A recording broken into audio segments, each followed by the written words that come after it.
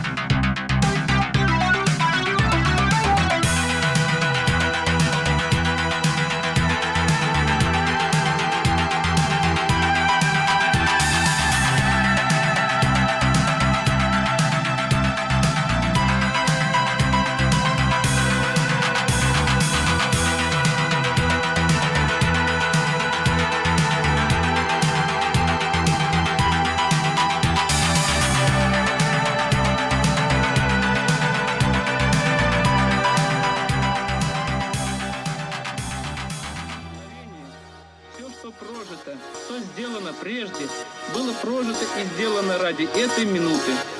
Сами понимаете, трудно разобраться в чувствах сейчас, когда очень близко подошел час испытания.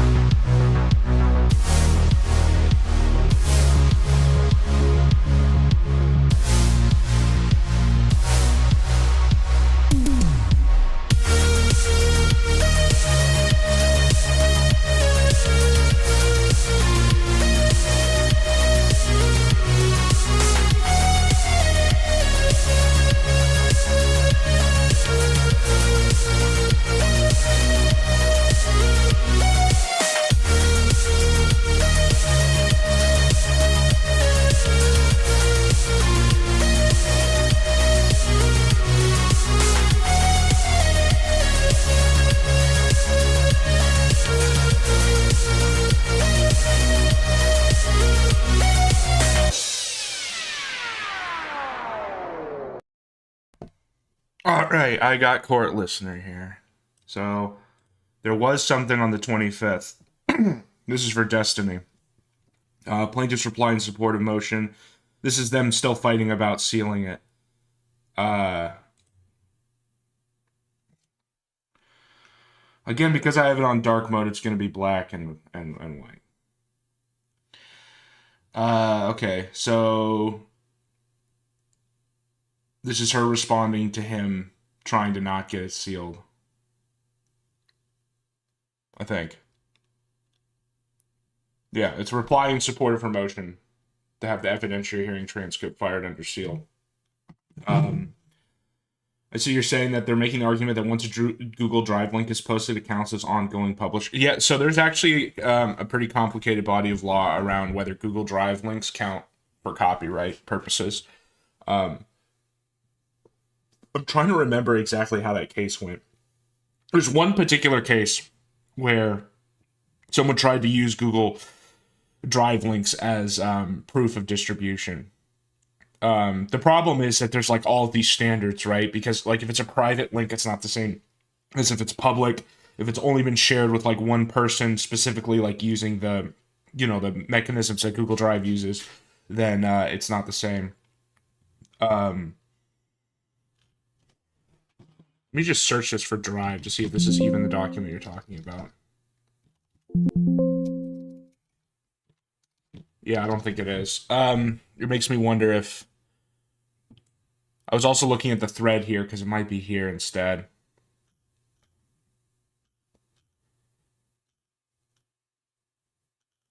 If she's getting arguments from the farms, then that's ridiculous. It sort of speaks to what you were saying on the last stream, that Destiny has real lawyers and Pixie doesn't.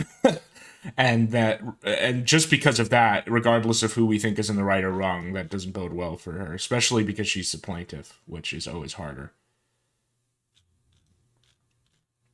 But one thing I did see in this thread that is worth talking about is apparently Destiny's son went and did an interview. And yeah, I was completely wrong. I thought Destiny's son was kind of just like a LARPer, but mostly was kind of like vaguely, center left or whatever, like Destiny is. But he is not, according to this, the summary of this interview, where he says that he's like talked to him about the Holocaust and stuff. He's living with his mother and her boyfriend, which is just like, again, this is all like, yeah, I know that Pixie's trying to get the transcript sealed while he wants to farm it for content. Yeah.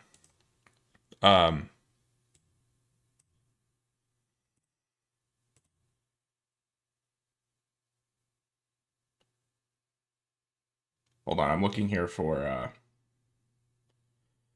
trying to get the transcript sealed. Yeah, well, obviously, like that's what they're doing motions between. The thing is, was there an injunction to get it sealed temporarily while they decide? Because that's usually the way that works. Since obviously, like, there's no point in having it sealed if it's already, like, public. File redacted evidence in support of declaration.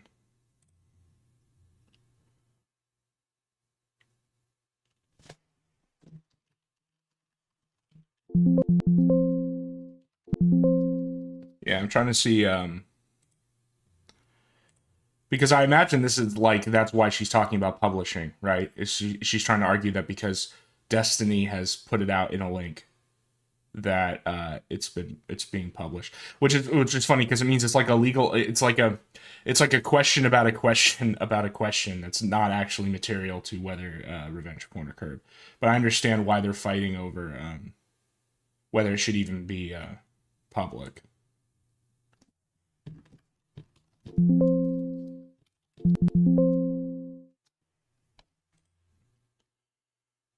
Reply, yeah, so that's what they've been fighting over, it looks like. And these are all in a couple days. Okay, I see. All right, so that's why this is all happening so close together, because they probably just did like the big evidentiary hearing. Which makes me surprised that the Kiwi Farms thread is not talking more about that. Anyway, about his son, I'll keep looking in here for it. But yeah, his son is definitely not a liberal talking about stuff like this. To be fair, I understand Tiny. Pixie got out of her Substacks while she was trying to gag order Tiny regarding even public. Yeah, well, see, okay. So that's the problem, right? Is that both of them want to make content about the case. They both want to talk about it. And it's kind of like Destiny has kind of a perverse incentive to talk about the case because he's already the defendant. And he's already like all the stuff of him admitting to doing it, like all the stuff that he could hurt himself with by talking is already out. Like he's already we already have him trying to cut a deal with her about the like admitting that he distributed it and everything. Yeah, he is this guy is a future corporate general. But anyway, so that's like already out. So at this point, he's heavily incentivized to talk about the case publicly, especially because other people outside of it, like Nicholas Oreos and stuff, are talking about it, and it might help him make money to help him pay the case.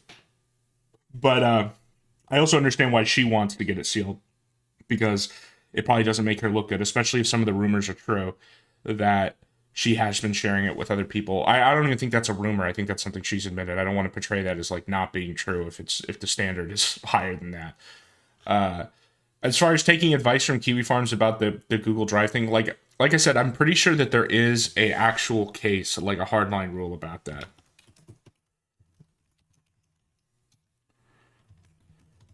Because I remember Google Drive links have been struck down for copyright, and I'm not sure how that case ended up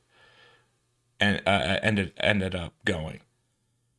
But copyright links have been struck for Google Drive links have been stuck with copyright. The question is like, I don't like that's copyright. That's like different than publishing it, as far as like a privacy concern. But yeah, it's praises Hitler as a leader. Yeah, so like this is like totally expected, I guess. I'm just surprised he's been this open about it. His son. It makes complete sense that he would rebel against everything that his father represents. The fact that he's forced to live in like a broken loan because of him. There's a statute of limitation of 2 years and leak happened. Yes, I did. I did look about that when I first read this case. I didn't do it on stream. I still should just read I should just read the initial complaint, because it'd probably clear up a lot of this stuff to me.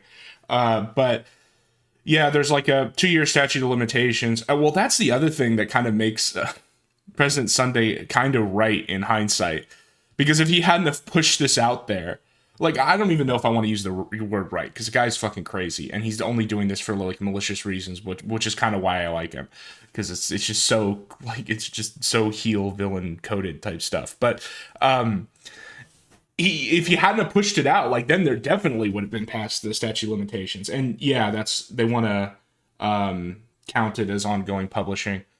Yeah, well, the other problem is that like we talked about last time, if he was hacked, that's one thing. If it came out of a leak, that's another, and that's going to be up to her to prove. I guess Destiny could go for an affirmative defense where he finds the hacker. But that's just not going to happen. I just don't think that that's practical, and it's probably not very like resource efficient for him. Better to make her prove that someone intentionally leaked it because it was sent to them by Destiny. The thing is, a lot of that stuff, in civil cases, you don't have to prove beyond a reasonable doubt. It's just preponderance of the evidence. So there's more leeway, but unless you're going to get someone to go on a stand, like, who are they going to? I wonder, and this is probably in the initial complaint, who all got subpoenaed and had depositions done? Because you basically have to like depose everybody Destiny's ever banged to try to find the person who he initially sent it to and then leaked it, which is not easy. Like, that costs money. Like, that costs a lot of money to do from like Pixie's end of things, which is probably also why they were trying to work this out behind the scenes. Likes Nick Fuentes. Ooh, that's tough. I mean, the thing about Nick is, like, obviously he's a Fed, and you can tell when he gives opinions that are just like marching orders type opinions, like when he was telling people to vote for Kamala. As far as whether he beat Destiny in the debate, maybe, probably. I don't know. I've always been on the wagon that Destiny's not actually very good at debating. It's just that he's in the online political sector where like the barrier is so low. I'll tell you what Destiny's good at. He's good at choosing targets. He's a strategic actor. He's very good at choosing targets. He's very good at choosing the topic for those targets. As far as like whether Nick Fuentes would win this debate, I think literally depends upon the format of the debate and what the question is. I follow a lot of theology tube type stuff, like the debates between all the super big brain guys like Sam Shamoon and Wagner and Jay Dyer and stuff. And it gets really esoteric, and basically the decision about whether their debates are good or bad. And I'm actually going to show you a clip from one of them today, because there was not because of the theology aspect. Don't worry, I won't put you to sleep. But there's like a big spurt out. That's funny. But anyway, usually what decides whether those debates like are useful or not, or like good and answer the question, is entirely determined by the topic and the format. If it's just like 5 guys on a panel to discuss like a super broad issue, then it always goes like a disaster. Yeah, I mean, this is just like, I just think that regardless of whether we agree with what his son thinks about some of this stuff, especially like his support of Nick Fuentes, which I really don't like, this is all just self-imposed. Like, this is all Destiny's fault himself. I also question the ethics of interviewing a 14-year-old to blast it online like this. But you know, I guess if he's like throwing himself in there, how old is this debate? I thought he was older than 6 or 14 now. No, this is recent. Yeah, yeah, he's too young for this. I kind of agree. I don't know. I don't want to clutch pearls about, you know, content, and this is the sector and all, but I don't think it was good with what was her name? Soph, the like 14-year-old girl whose parents were using her to make money by having her be the N-word girl. The one who was on the kill stream a few times. I didn't think it was right then, and it's probably not right now. But the fact he's so down for it, I think is like a product of destiny. Yeah, don't take legal advice from the Kiwi Farms thread. Don't take legal advice from really anyone online, even if they tell you they're a lawyer, but especially people who aren't a lawyer, and just anonymous posters like this. Because here's the thing, they could be onto something about the Google Drive link thing, but there's all these other extingent factors that could determine like how it was shared, when it was shared, whether it was like a private or public link and stuff. And so just finding one case where a guy got in copyright trouble because of all these copyright claims on Google Drive links does not a revenge porn make, is what I'm saying. And as far as Aaron's hearing, we do have this guy who apparently went to it. He's some kind of on-the-ground guy. And I missed this last Wednesday and Friday because it was earlier in the thread. Literally, here's the 5th I hate the Linklater thread rant. So the reason I missed this on Friday, even though I found the arrest photo, is because look at what page this is on. This is on 9970. When I was looking at this thread on Wednesday, like the day it happened, it was like, or Friday, I guess this was on Friday, it was at 10,050. So I am supposed to know that it took 100 pages of discussion about this. So basically what this guy describes is, it was very short, which is always what you should expect. A lot of these people think these hearings are always going to be big, flashy events. They're not. These judges have massive schedules. They literally have cases scheduled every 15 minutes. And they never get through the calendar. That's just the way it works. But basically what happened is the judge said the obvious, which is like, you're an idiot, Aaron. You've clearly talked about this person. Now, Null is trying to run with this argument that Aaron contracted away his constitutional rights. And that's why the court can enforce what would otherwise be a First Amendment violation, that he's not allowed to talk about Kayla. First of all, I'm a very pro First Amendment guy. I don't like pretty much most censorship. However, there have always been exceptions to the First Amendment, especially in regards to criminal procedure. Whether we agree with that or not, I'm just saying that that's something that's existed. So, like, the idea that it is necessarily a constitutional violation to say he's not allowed to talk about Kayla. And he's Null tries to make the distinction between talking to Kayla and talking about Kayla. And that is a distinction, because obviously Aaron, at least he's saying he hasn't talked to Kayla. He's only talked about Kayla. And that's a constitutional thing. Null tries to say that, like, you can contract away your constitutional rights through the state. That's not true. There's, like, whole court cases. They came about because of the Civil Rights Act. You used to be able to. So before substantive due process, the doctrine of substantive due process, you could actually contract away almost anything, because it was the 14th Amendment was read as basically a universal protection of the right to contract.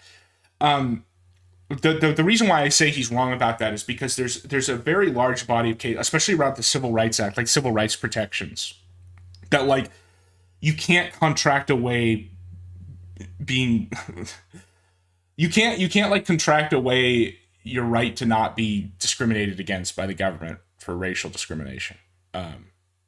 To make it very simple. And, you know, you might say racial discrimination is not a constitutional right. I agree with you, but that's what but that's a whole nother battle to be fought. That's a whole nother battle to be fought. But I'm just telling you as it like how it is. And the way it is that it, through substantive due process, racial discrimination has been basically codified as you have a right against racial discrimination, and you can't contract that away. So if you can't contract away a substantive right, you definitely can't contract away something like this. And what I think he meant to say is just that it's probably an illegal order and that he should fight it. And he should. Like, Aaron clearly needs a better lawyer. Like, I don't know who he's working with. The other reason I think that is, it says here that his lawyer like didn't even defend him. He just said he's a local homeowner and a good guy, which, you know, what this screams to me is calendar lawyer. This screams to be like former public defender or something, where all you did was sit at the desk and go through calendar and just make the same argument, like canned arguments of he was a good boy, but never had to actually argue any substantive issues like this stuff. Because obviously the way, like if you were to defend Aaron, the way you would do it is you would question the entire restraining order. Okay. And like I said, going to what Noel said, like you would question the First Amendment violations of not being allowed to talk about Caleb. And that's not me saying he'd win that. It's just that would be the best avenue of attack. Because like I said, there's precedent of exceptions to the First Amendment, especially in terms of like legal procedure. I mean, you could say that like the entire jury, when they're admonished that they're not allowed to talk about cases and stuff. It sounds like he was not expecting this. At least he was once he got to because they obviously remanded him, right? So he was ready for that, but probably only got told like once he had already arrived. Also, don't smile in your photo. That's like everybody tells you that. It's again, like I said last stream, I don't think that you need to defend Aaron to pwn the Baldo, if that's really what people care so much about. He very clearly violated the order. Now, we can disagree with the order, but he did violate it. Do you think that lawyer wants to cross the judge by annoying him? Yeah. By going over 10 minutes. That's true, too. And that's something that I've definitely heard of people talk about seeing, is that when you're the calendar lawyer, you're stuck with, like, the judge in your courtroom, right? Because every day you show up, you sit down at the desk, you go through the calendar, pretty much with the same judge. And especially in small courtroom places like this, it's going to be the same judge for years. And it's not, obviously in a perfect system, you wouldn't want the relationships to bleed together and maybe you do one thing in one case to get another thing in another. But that's just the fact of life. That's just the way the world works. It's kind of impossible to not have that happen. And so that could maybe be what occurred there. Is it's just like, okay, this is going to happen and I'm not going to fight over it, even though technically that would be like an ethics violation. Because you're supposed to provide a vigorous defense. The other thing is, Hausmeister did a stream talking about this shit, VTuber shit. Basically, I don't even want to click on this because these images are disturbing, but Gargura, which is the shark VTuber, is like returned after saying she was going to leave, which is like a classic scam a lot of people online do. I'm going to leave, then you leave for 2 months, you come back, right? You get even more money. Oldest trick in the book. So she comes back and she has like a very clearly like sexualized lolicon avatar. And so Josh calls it out, as he should. But then it's just like, and calls out like that the illustrator has been, is this, right? And, you know, Hausmeister calls out basically saying like, why are you going to bat and truthfully calling this out when like this is literally what Kirsch did, isn't it? Like Kirsch had like a sexualized lolicon avatar and then made a bunch of jokes about it, right? So it's the same thing. And then to have him get all up in arms about this and not the other thing, obviously he should have, if you're going to say anything, you should be doing it with both. It's a weird double standard thing that to defend. Like I said, this ultimately seems to just be to defend Jim, and I don't know why, because they clearly don't like each other. They avoided each other on stream for like a long time. Jim because he didn't like being doxxed on the thread, and Josh because there's some old posts in the Jim thread where you can find him complaining about how basically Josh has like eternal cuck rage about how everybody uses the Kiwi Farms as a source. Everybody, even like normies, they all use it because it's just useful, and he wants credit so that he can make money. And that's not me like imposing a monetary motive on him. This is like what he has openly said in the Jim thread and on his old streams, that he has cuck rage over all the money he's missed out on because people don't call out the threads, and he considers like Jim to be one of the biggest offenders of that. So, and yet he, you know, again, he's going to go off on this. Anyway, the real story here is that Hausmeister did a stream about it. I think he sent a tweet to Trigger Point telling like get run over by a car or something, but his stream got mass flagged, which is extremely homosexual. It's like, dude, we're like 200 subscriber channels streaming to like 10 people, and the VTubers are mass flagging that. Like, come on, man. Like, this is like the oldest, again, with flag it you lose. I said this in the Carl Jobs video. It never pays off. It never works. It always just causes more people to see it. And so I think he privated it, so I don't think it's like fully deleted. Maybe he can, if he cares, he can maybe edit some stuff and try to repost. I don't know. I also know that he might just not want to have his account restricted. Because it's like crippling, because then you can't stream for like a month. But yeah, it's very gay. It's like, you know, Josh has this double standard about this stuff, and then people get flagged. Yeah. It was either the docs or the NSFW image that he accidentally clicked on Twitter. Yeah, I know. I only saw about half of it before it got privated. So I don't know the full extent of like what was shown that might have gotten him flagged, but stuff like that feels like an intentional, like for it to go down that quickly. Cause I was watching it maybe an hour after it happened.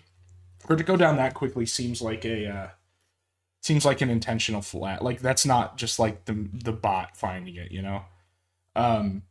Josh is using that Internet Foundation to get money and bypass merchant controls. I agree with him that the merchant controls are really gay. Like, there's straight up a banking processing cartel. That being said, there is some sus stuff about the Internet Foundation. Like I was explaining last time, and I'm still digging into this. I'll probably do like a dedicated segment on this once I have everything together. But Josh's foundation is not a 501c3. It's a 501c4, which is different. It does not allow for you to write off anything you donate from taxes.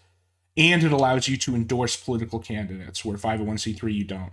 Now, it could just be that he wants to take like it's easier to be a 501c4, and he's just going to be that till he gets it as a 501c3.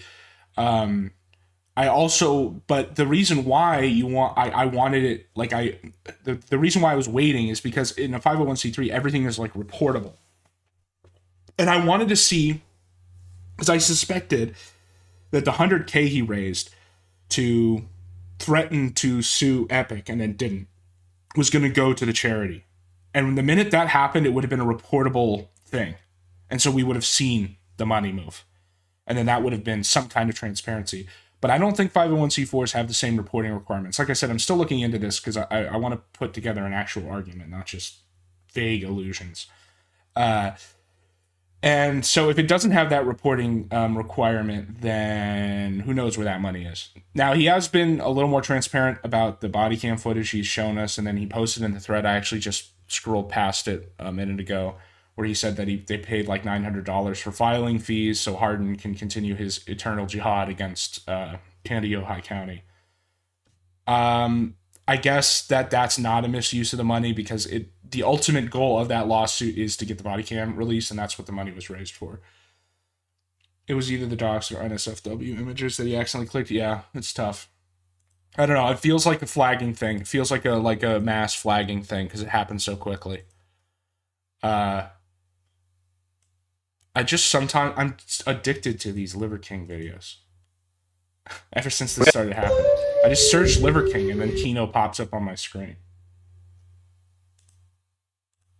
It's like the infinite content glitches, as the other product says. Yeah. Yeah. Good morning, Primes. Let's go. Imagine waking up in this mansion because he's like a multimillionaire, right, with the big property, and so you just like you get invited to stay over at the Liver King Mansion, probably with because I'm sure he has like an entourage, right? And you just wake up in the morning and are hearing this like Native American didgeridoo type thing, and he's walking around like a member of Hezbollah. He literally looks like Hezbollah. Just gonna walk in. Look how happy. Look. Yeah. Yeah. Okay, mate. Oh, yeah. Good tidings. Good tidings. Hey, Primals. Good morning. Good morning, Primals. I just did Good a morning, great Primals. morning with my queen. Now I'm going on a walk with the boys. I don't know if you heard, it's my get out of jail party today. So it's funny you mentioned the ads thing. There's actually a long history on Kiwi Farms regarding that. So one of them was that there were like non-invasive ads, but the problem is it had to go through Google AdSense and he got banned off that. Then he tried, and a lot of people don't know this, but this did occur for a while, like in a couple months, and it was a long time ago, like 2017. Form was much smaller. He ran a crypto miner on the website. And I get he was open about it, but he like if you had tabs open, it would use your processor. It was like a parasitic crypto miner. And then that didn't work. I forget exactly. I mean, I think he shut that down because it's like not what you want, right? But I think he also complained about a money aspect of that.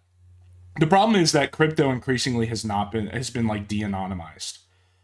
Like if you want to use any of the big exchanges, you do have to like put identifying information in.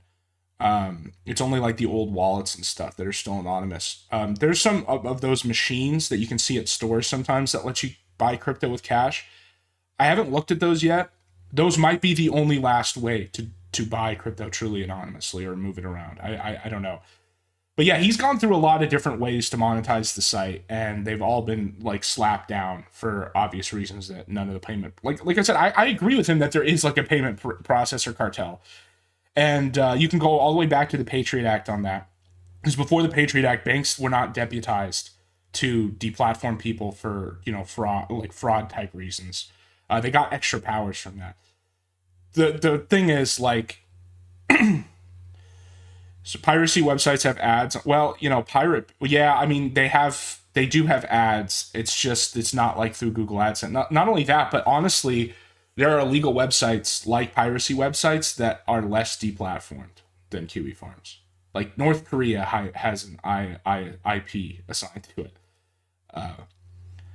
The problem I have, it's like a lot of things with Josh and the internet transparency stuff. The principle of it, I agree with. The problem is he is such a idiot as far as being an advocate for it, and then also conflates the principal problem with his personal problems too. So like him having cuck rage over people not citing the website does not an internet privacy issue make. It's true that there's like a banking cartel. It's true that payment processing is fucked. It's true, all that stuff.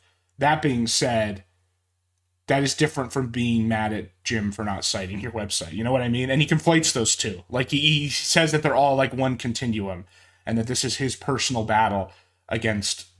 Again, he conflates the principle with his own crusade. We can't go to the Beyonce concert, or we could, but what we're choosing. Why are you talking about going to isn't that what happened on October 7th? There was a music festival. This guy looks like Hezbollah. He's got, this could very well be a pipe bomb. And he's talking about, look at this. This is so Kino. To do is obey the laws of Texas and be grateful for being able to party with family today. It's my get out of jail party. If you're close to me, you're invited. If you're a real primal and you're a barbarian, you might be invited. If you show up and you're uninvited, I'll just tell you, thank you for coming. I'm not asking, but you're not invited.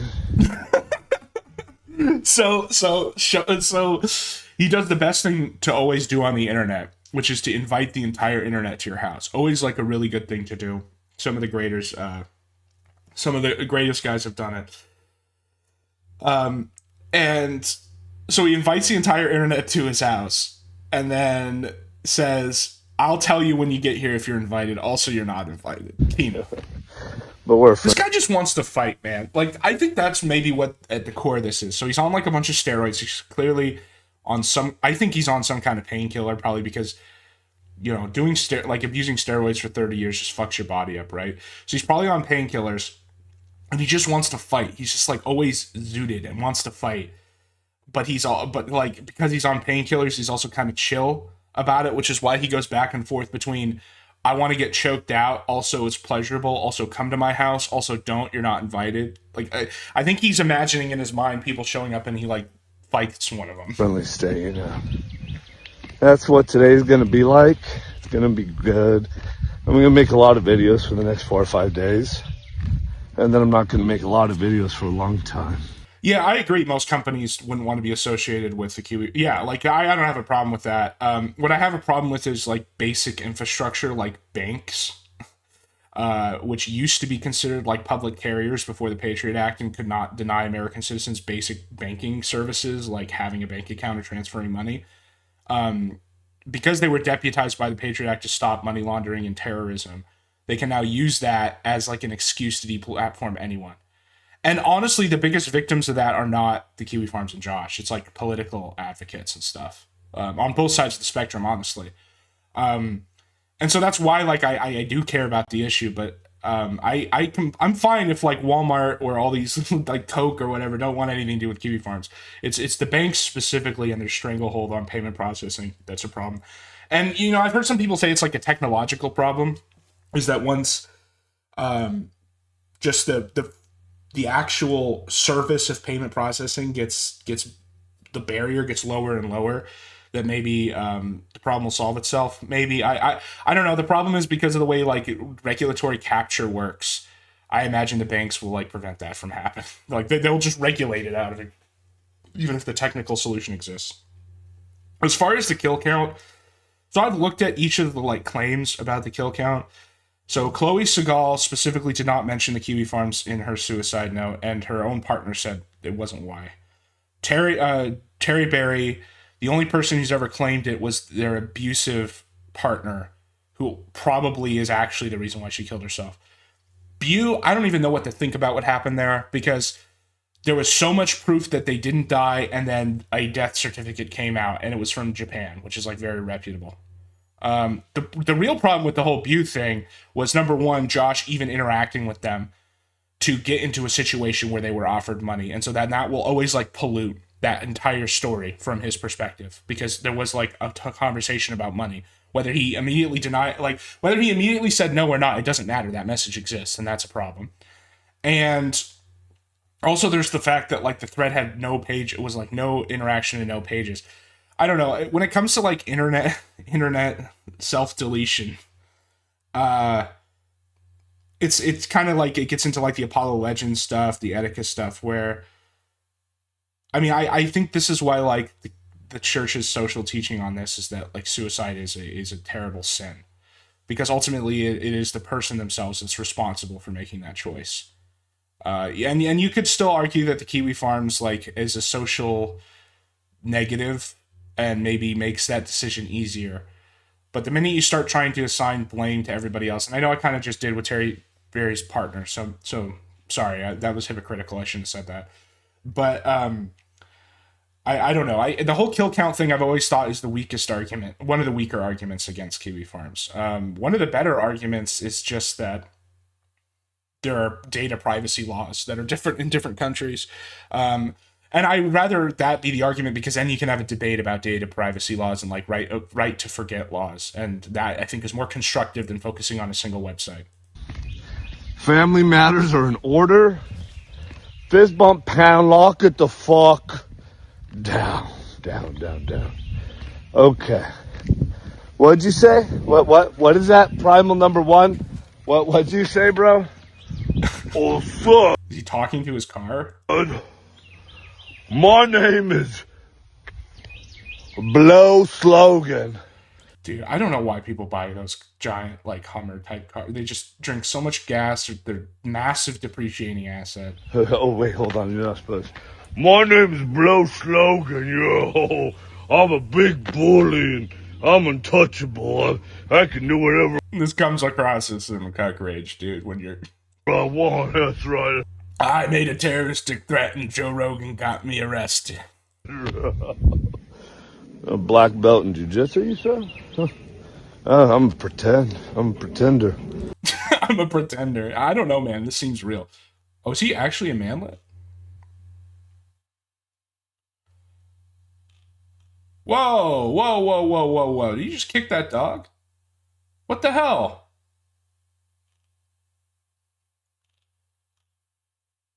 Okay, I'm kinda turning on Liver King now. After I saw him kick that dog. At least with the Joe Rogan thing, the terroristic threat, he was just defending his family.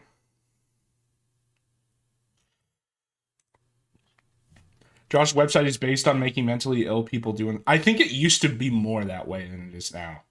It's too big now. Like it used to. I would agree with you. Like basically pre 2020, because it was small enough that like the form could actually influence. Like it was very incestuous. I mean, it's funny you bring that up because the thread that's featured right now is Nicholas Talbot, who was like a poster and who they like trolled pretty hard. It was just the equivalent of Gawker, nobody could care. Yeah, no, and I think that's definitely why like he's gotten more strict on the don't touch the poo stuff. The problem is, again, like with everything with Josh, the implementation is completely asymmetrical and it isn't like inconsistent. It is interesting though. You say that no one would care if it was just Gawker. The thing is though that like with the biggest quote enemies of the site, like Dong Long Gone, they are only involved literally just because Kiwi Farms has archives of their tweets where they admit to sexually assaulting somebody. So in that case, if Kiwi Farms was just a page that had that, I think they would still be fighting it. But I think a lot of there are definitely cases where people's like lolcats and stuff have been ruined by Kiwi Farms because they just get involved too much, especially in the past. So I guess like I barely cover lolcat live stuff because it's just all so fake.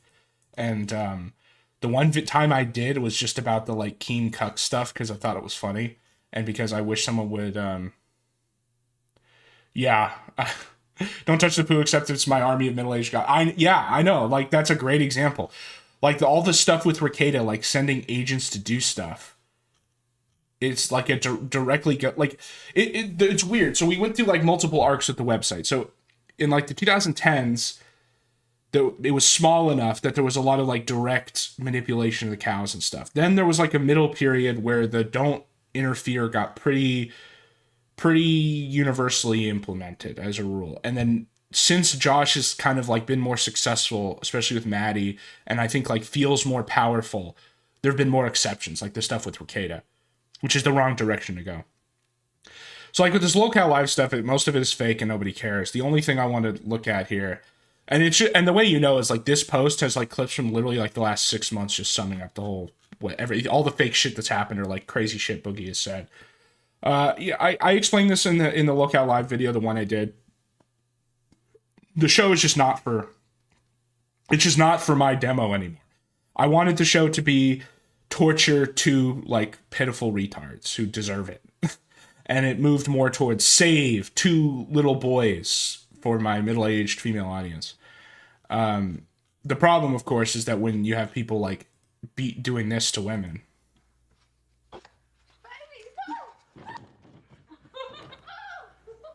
you kind of alienate that audience.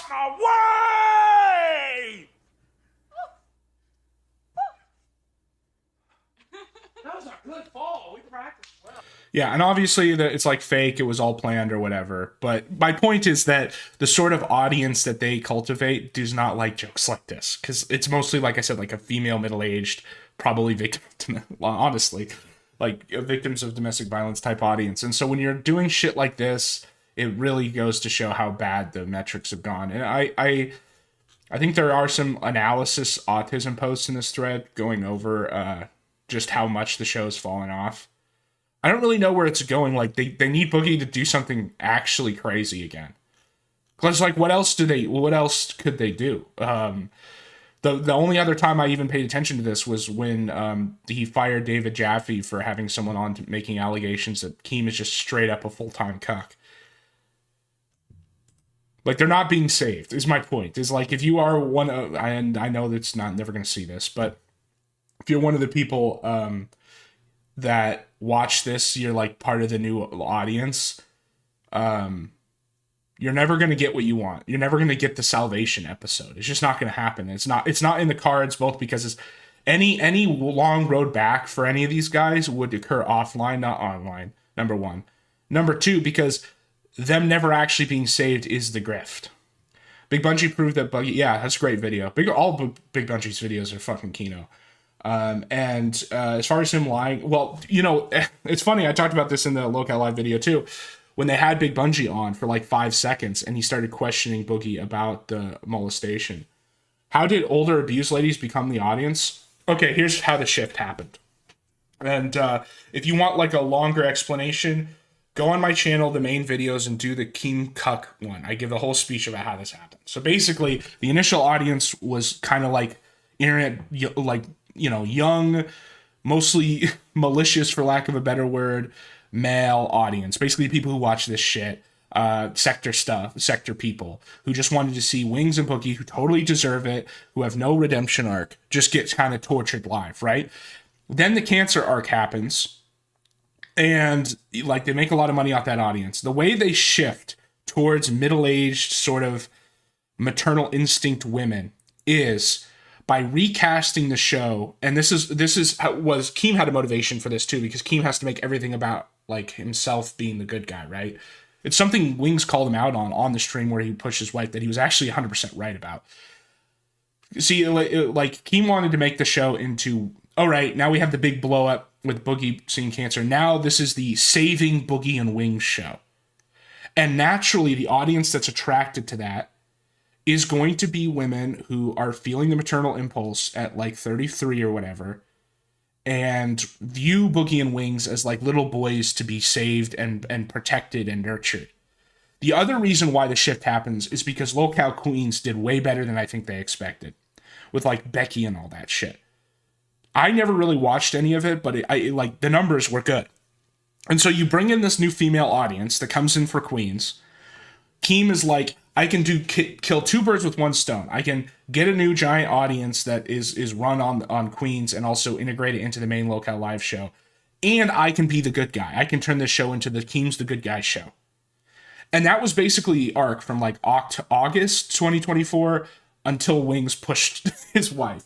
At which point, I think a lot of that like female audience left, because then it's just like, that's like just the worst thing you can do for to that audience is have like DV on the show and not vehemently, you know, even though they did kick Wings off, they did kind of cope for a little while about it. And you know, the thing is that like the sector type audience, the young male kind of more malicious, by young I mean like mid-20s, malicious audience, the minute the show turns into like the sappy like Saving Boogie, like they'll leave immediately. Like that audience was shed almost like within a month of them kind of shifting the show in that direction. And the way you know this is go look at, well, you don't have to look at this. Don't waste your time. I'm just going to tell you what it was. The stream where they were at Keem's like cabin or whatever. They were outside and they were doing like a lot of Boogie torture. And then Keem's friends like came and were like harassing Boogie. And you could see that a lot of the super chats were women being like, this is wrong. Boogie's being sexually assaulted and shit. And they were sending in money. Like a lot of money. They made something like fucking 100K that weekend. It was crazy. I think that's when Keem saw that the audience has shifted and we're like, okay, this is going to be the wholesome Big Chungus Saving Boogie show now. Because he came out and basically like agreed with them, even though it was super like lame. Pursuant to me making my pitch saying that leftists should run in the Republican Party, basically, like, this is a position now, yeah, because of me. Basically, Asmongold totally saw that, totally saw my stream, and is now basically saying the same thing, saying that if a lot of these, like, Mondami, like, social liberals, progressive liberals, socialist guys could literally just adopt or compromise on a couple social issues like immigration, they would get the working class POC voter base that they so desire. I actually think that so the issue is that, and this is the problem with somebody like this, is that they have a lot of these like extreme retard opinions, but they also have like really down to earth, reasonable opinions too.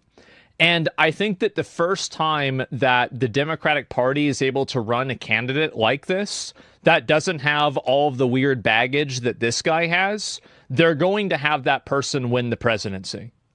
But the problem is that every time one of these people emerges, they turn out to be some radical ideologue that has a bunch of reductive ideals. Okay, no, Asman. The problem is not that they're ideologues. People actually like ideology. Ideology exists for a reason. It organizes people and it makes them do things they wouldn't otherwise. That's not his problem. It's not the ideology. The problem are there are very specific social policy positions that the quote the working class POC pop hates, and they don't understand that. They don't like immigration. They don't like focusing on all the LGBT shit.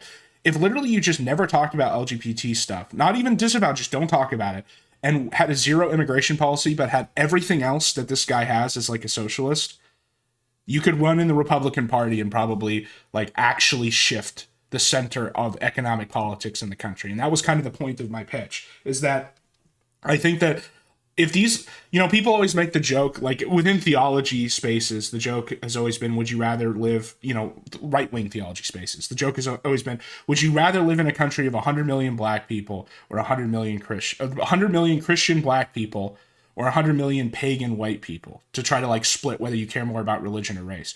One thing that I would ask some of these leftists is, would you rather live in a full socialist economy, like every progressive policy platform you want as far as the economics, but a full socialist country, but it has like no immigration and the law is not necessarily anti-LGBT, but it doesn't speak on the topic at all? Would that be a compromise? That they're basically, what I'm asking is, like, on the left, like a lot of the people who like this guy, do you care more about the kill whitey stuff, or do you care more about the economic stuff? Because if you care more about the economic stuff, then compromising over immigration shouldn't be that hard. And in which case, like I said, you might as well run in the party where you have an actual chance of pushing the politics of it, because you're not going to push the Democrats left on the economic question. The party is completely locked down, and this is kind of where Asman is wrong. Is I don't think that a guy like if what he's proposing, if you were to get a Mamdani that doesn't have the baggage, that is maybe reasonable on race and immigration and stuff, but is a full-time socialist, he would not win the Democratic primary. Because the Democrats don't have an open primary. They don't have, it is completely locked down. It was proven with Bernie Sanders. It was proven with Obama and Hillary Clinton, funnily enough. People forget about that. But it's not gonna happen in the Republicans. Gavin will deliver the CCP system with American characteristics. Yeah, well, Gavin will do well just because he'll get more women to vote for him. But yeah, I honestly think if you want this like principled leftist economic actor, he's going to have to, as crazy as it sounds, he's going to have to run in the Republicans, because he would actually have a chance to be able to pursue his, like, advocate for his policy without adulteration. Because the Republican Party is so, like, blown out as far as institutional control. Like, Trump came in and hijacked it, basically. And I'm not saying that in a good or a bad way. I'm just saying, like, he was an outsider who came in and actually was able to take, do well in the party. I think that, if you were an economic type leftist, you'd have better success in the Republicans than the Democrats. And Asman is almost to that point of saying that he's still working it out. He thinks the problem is ideology. The problem is not ideology. The problem is politics and like cartelization of the parties. Obviously, he saw my video. Asman's one of my biggest fans. We're in talks. He's going to come on my show. I like to call out small creators like him, who are trying to do their best, right? All right, I'm gonna do something really petty. I saw this video from this 1,000 subscriber channel, Vander Explains, about League of Legends addiction, and I just clicked on it and watched it, and I'm gonna A-log this guy. There's no reason he's not in the sector. Well, he is now. Just by me talking about it, he is now in the sector. And the reason I am is because after listening to this video, this is like the quintessential every bad trope of video essays video that I've seen. What basically produced this video is what happens when you go to college. Probably not a very good one, or honestly a good one. There's so few good colleges now, and they're not what you think they are. And you get like super into the 5-paragraph college essay type thing where you're trying to hit a word limit and you're also like, there's no analysis. It's like in Iraq and like legal writing, you're stuck on issue and rule and you never get to A. You never get to analysis. And so he like adapted this question about League of Legends addiction, which I don't even play League of Legends. I have no connection to this issue. It's just he's so college essay brained that 2/3 of this video is like explaining what the word addiction means and like the history of League of Legends, and then no actual analysis. I do have some friends who play League, so I do hear about like some of the problems with the game and everything. So I do know a little bit about that, but I myself don't play it. And I just like we should make like a bingo card here. Actually, hold on.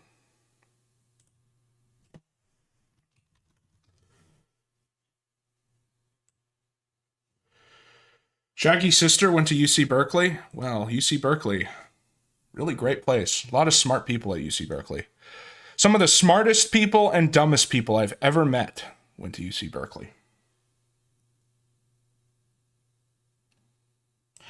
AOC wins first 4 states in 2028 Dem nomination. Everyone else drops out. You know what?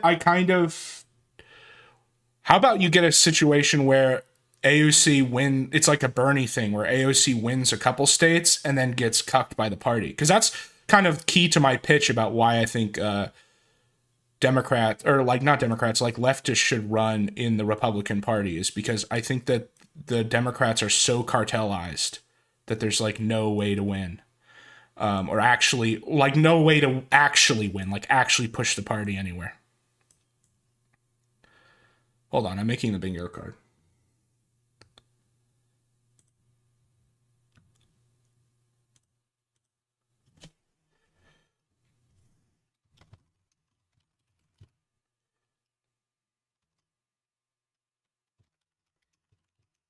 Yeah, it's not just the superdelegates, though. Because I know that the Democrats have reformed the way their superdelegates work ever since 2016. There's other elements of it, too. I mean, you saw this with, like, David Hogg with using, like, procedural rules to redo elections and stuff.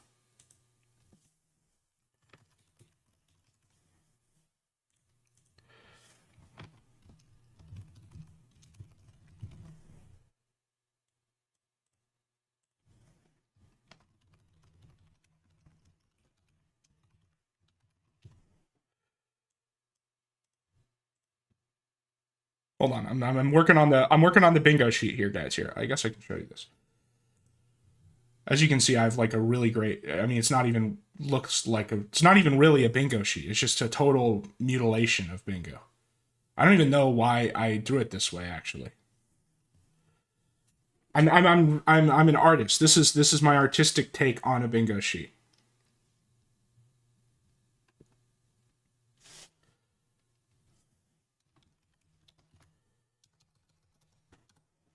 Actually, you know what? We should watch the video and then I'll fill out the categories. Because I'm just... The point I'm trying to make with the bingo sheet... League of Legends. ...is just that, like, every trope that you would think of, like, that is a video essay is in here. And it's really funny. All love to hate, but also secretly hate to love. Whoa. Double speak. There's one. Meaningless double speak. With over 150 million active players, it is not a surprise to see many of us fall in its grasp. But what makes this game so addictive, and why does it feel like it has a strange allure? It seems like the further we go away, the more it just reels us back in. Hello everyone, my name is Vander and welcome to Vander Explains. So that's not necessarily true that Gavin, by ruling California, he just gets because the primary demographic voter is different than the statewide voter. There's an old saying that in the primary you run to if you're on the Democrats or left, if you're Republicans you run to the right. I think Nixon said this, that in the primary you run to the extremes, and then in the election you run to the middle. So Gavin might not be like Gavin doesn't automatically win California, is all I'm saying.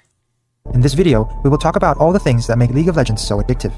I would go as far as to call this game the best and yet worst game in the world. So without further ado, let's get started. League of Legends started as a concept back in 2005 when two university roommates from USC decided that they wanted their own standalone version of the Warcraft mod. Like, do we need the entire history of League of Legends? Like, this is classic video essay shit. This is about, like, video game addiction. So we need the entire history of where Defense of the Ancients came from. Of the Ancients. Brendan Beck and Mark Merrill, also known in-game as Rise and Tryndamere, felt the limitation of the aging Warcraft 3 engine to run the Dota mod. They also thought that a perfectly viable game idea such as the 5v5 MOBA shouldn't just be a game mode, but instead, a game in and of itself. They successfully amassed a funding of $1.5 million from families and angel investors to launch their own company known as Riot Games. Like, what does this have to do with video, like, the addiction app? Not long after, they recruited... And then the other funny thing is, anyone who would click on this video about League of Legends addiction already knows what League of Legends is. Like, a person who is unfamiliar with League of Legends is not going to click on a video about League of Legends addiction. Dota mod developer Steve Ginsu Feek, also mod admin Steve Pendragon Mascon, to join the company. After a grueling 4 years of development and testing, the game League of Legends was officially launched to the public in October 27, 2009. That fateful Tuesday in 2009 changed the lives of millions of people for better or for worse. Again, like, just meaningless doublespeak. Now on the surface, it all seemed fine. Just take a position. Like, you should just either be like, League of Legends is like opium in China, or it's nothing. It was just like any other new game. Yeah, Heroes of Newerth. Yeah, so let me clarify. I said that I don't play League of Legends. I don't. I haven't played it for years. I did very briefly play it when it was in beta in 2013. And then basically, like, season 1 came out, and I was like, this game is gay, and I moved on. That's pretty much what happened. And so one of my only fond memories of playing League of Legends was back in the day. Like Pendragon, who he was talking about, and Freak, who is a freak, by the way, and he's also, like, retarded, used to be active on the forums. I don't even know if League of Legends still has a forum. And I had a friend who was really into the game. Like, I was just, like, fucking around, but this guy was really into the game, right? And I was trolling Pendragon, because, like I said, they would be on the forum themselves, and I forget, like, what even we were talking about. But I was just doing classic, like, concerned trolling bait stuff. And Pendragon went crazy and started banning everybody in the thread. And he said, like, the next person to post in this thread is getting a permanent ban. And so I call my friend who's really into League of Legends, and I was like, dude, Pendragon's in this thread, and he's talking about this whatever topic that, like, you really care about. You should post in that thread, dude. You should totally ask him this question that you've been meaning to ask him. I forget the details. And so my friend goes and posts in the thread and gets permanently banned from League of Legends. And he was so mad because I basically tricked Pendragon into banning, like, the only one of my friends who actually really liked the game. And so yeah, we stopped playing it basically soon afterwards. And yeah, people forget, like, Heroes of Newerth. I remember when people were debating over which was better, Heroes of Newerth and League of Legends. The problem is there's some, like, core design to League of Legends that sucks. That's just really bad, and he doesn't cover it at all in this video. Like, the fact that you can't like, and even Donkey said this in his video, one of the biggest problems with League is that a single player can't change the fate of the game, which means that if you have, like, a bad player, you just get fucked. and then it makes you, like, hate it, and so it's just a roll of the dice whether you have good teammates. That's a problem. The whole thing with LP, and the only reason I know about the LP thing is because, like I said, I have some friends who still play, and they complain about it all the time. It's not like chess elo. They have, like, their own weird adulterated version of it that just makes the game, like, torturous. And again, he doesn't talk about this at all in this video that might, like, create the negative and positive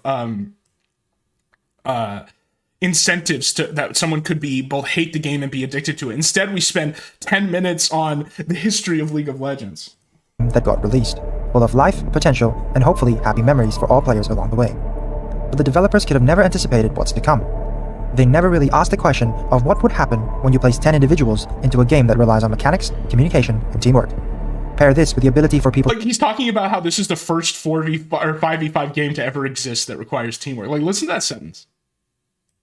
But the developers could have never anticipated what's to come. They never really asked the question of what would happen when you place 10 individuals... What happens? It's like Joker. What happens when you take 10 cripplingly autistic people and you throw them into Summoner's Rift? I'll tell you what you get. You get a shitty video essay. Into a game that relies on mechanics, communication, and teamwork. But yeah, like, he's pretending this is the first 5v5 teamwork game ever to exist. Pair this with the ability for people to chat and having a ranking system makes this a deadly concoction of an immersive and yet addictive game. Now don't get me wrong, League of Legends is still a great game. Definitely one of the most entertaining. Again, I put this on the bingo card. It's just like meaningless doublespeak. It's a great game, it's also bad. Also, explaining what you're going to do instead of just doing it. He did that at the beginning of the video. Challenging online games to play and master. Now, before jumping into what I need makes to corner the A-Log VTubers market. Yeah, dude, League does have some PDF stuff included.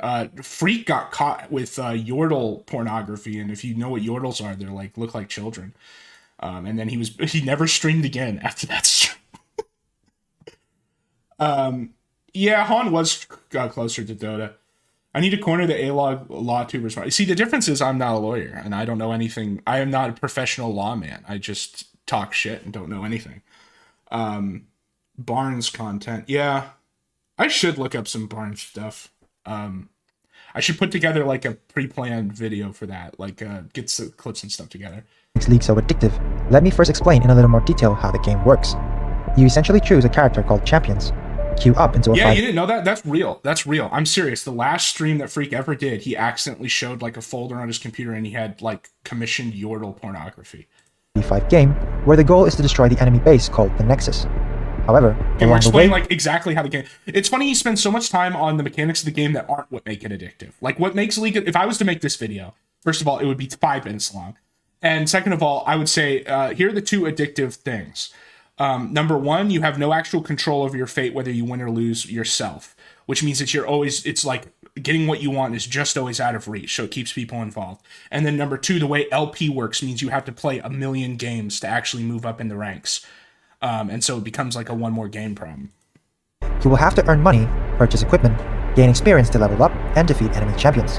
Doing all of this greatly improves your chances of winning. Whoa. You and your team will have grown your lead with the hopes of the enemy team losing theirs, and ultimately resulting in their Nexus getting destroyed. If you have successfully done that, then great, you got your win. Now here is where it gets tricky. Winning the game will earn you LP, or League points. As you gain more LP, you will start climbing up the ladder rank, and getting placed in a better rank. The ranking system goes from Iron all the way up to Challenger, where the Yeah, top and this would be the time to talk about why this is the addictive element. 0.02% of players get placed. Imagine that for just a moment. If there are 150 million active players playing, then only about 30,000 reaches Challenger.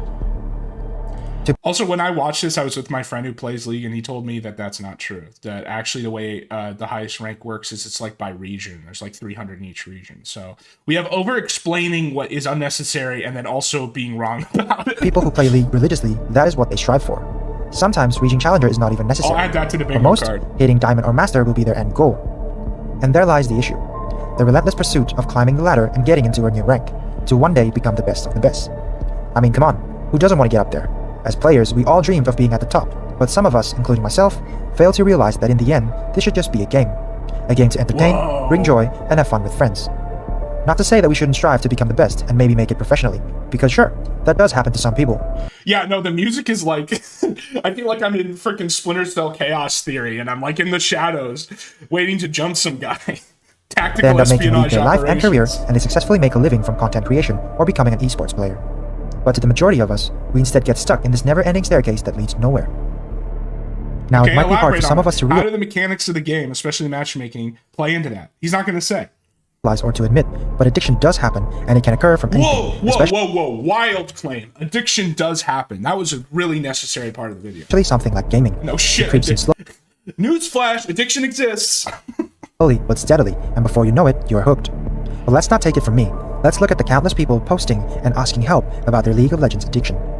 One Reddit user named 13727273 made a post titled Okay, this is crazy. He reads this entire Reddit post that literally takes up half the video. And this Reddit post, within the first 2 lines, you're going to be thinking to yourself, is this a copy pasta? Like, was this written to be humorous? Because it's so ridiculous. And it speaks to, like, the guy who made this, again, just being, like, college essay brained. Where he's like, well, I need a primary source in the video, and it's got to be in the middle, right? So I'm just going to have 5 minutes of my 15-minute video be this honestly comical League of Legends post. I'm a League of Legends addict.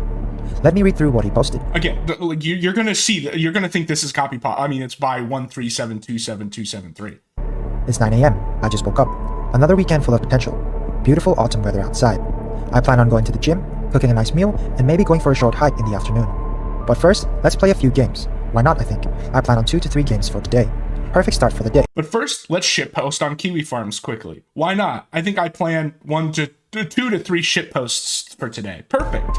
So we are playing. Perfect start for the 1 day. game becomes 2, 2 becomes 3, 1 shitpost becomes 2, 2 shitposts becomes 3, and 5 games later, it's 5 shitposts later, it's already lunchtime. already lunchtime. I wanted to cook, but I don't really feel like going to the shop and standing next to the stove.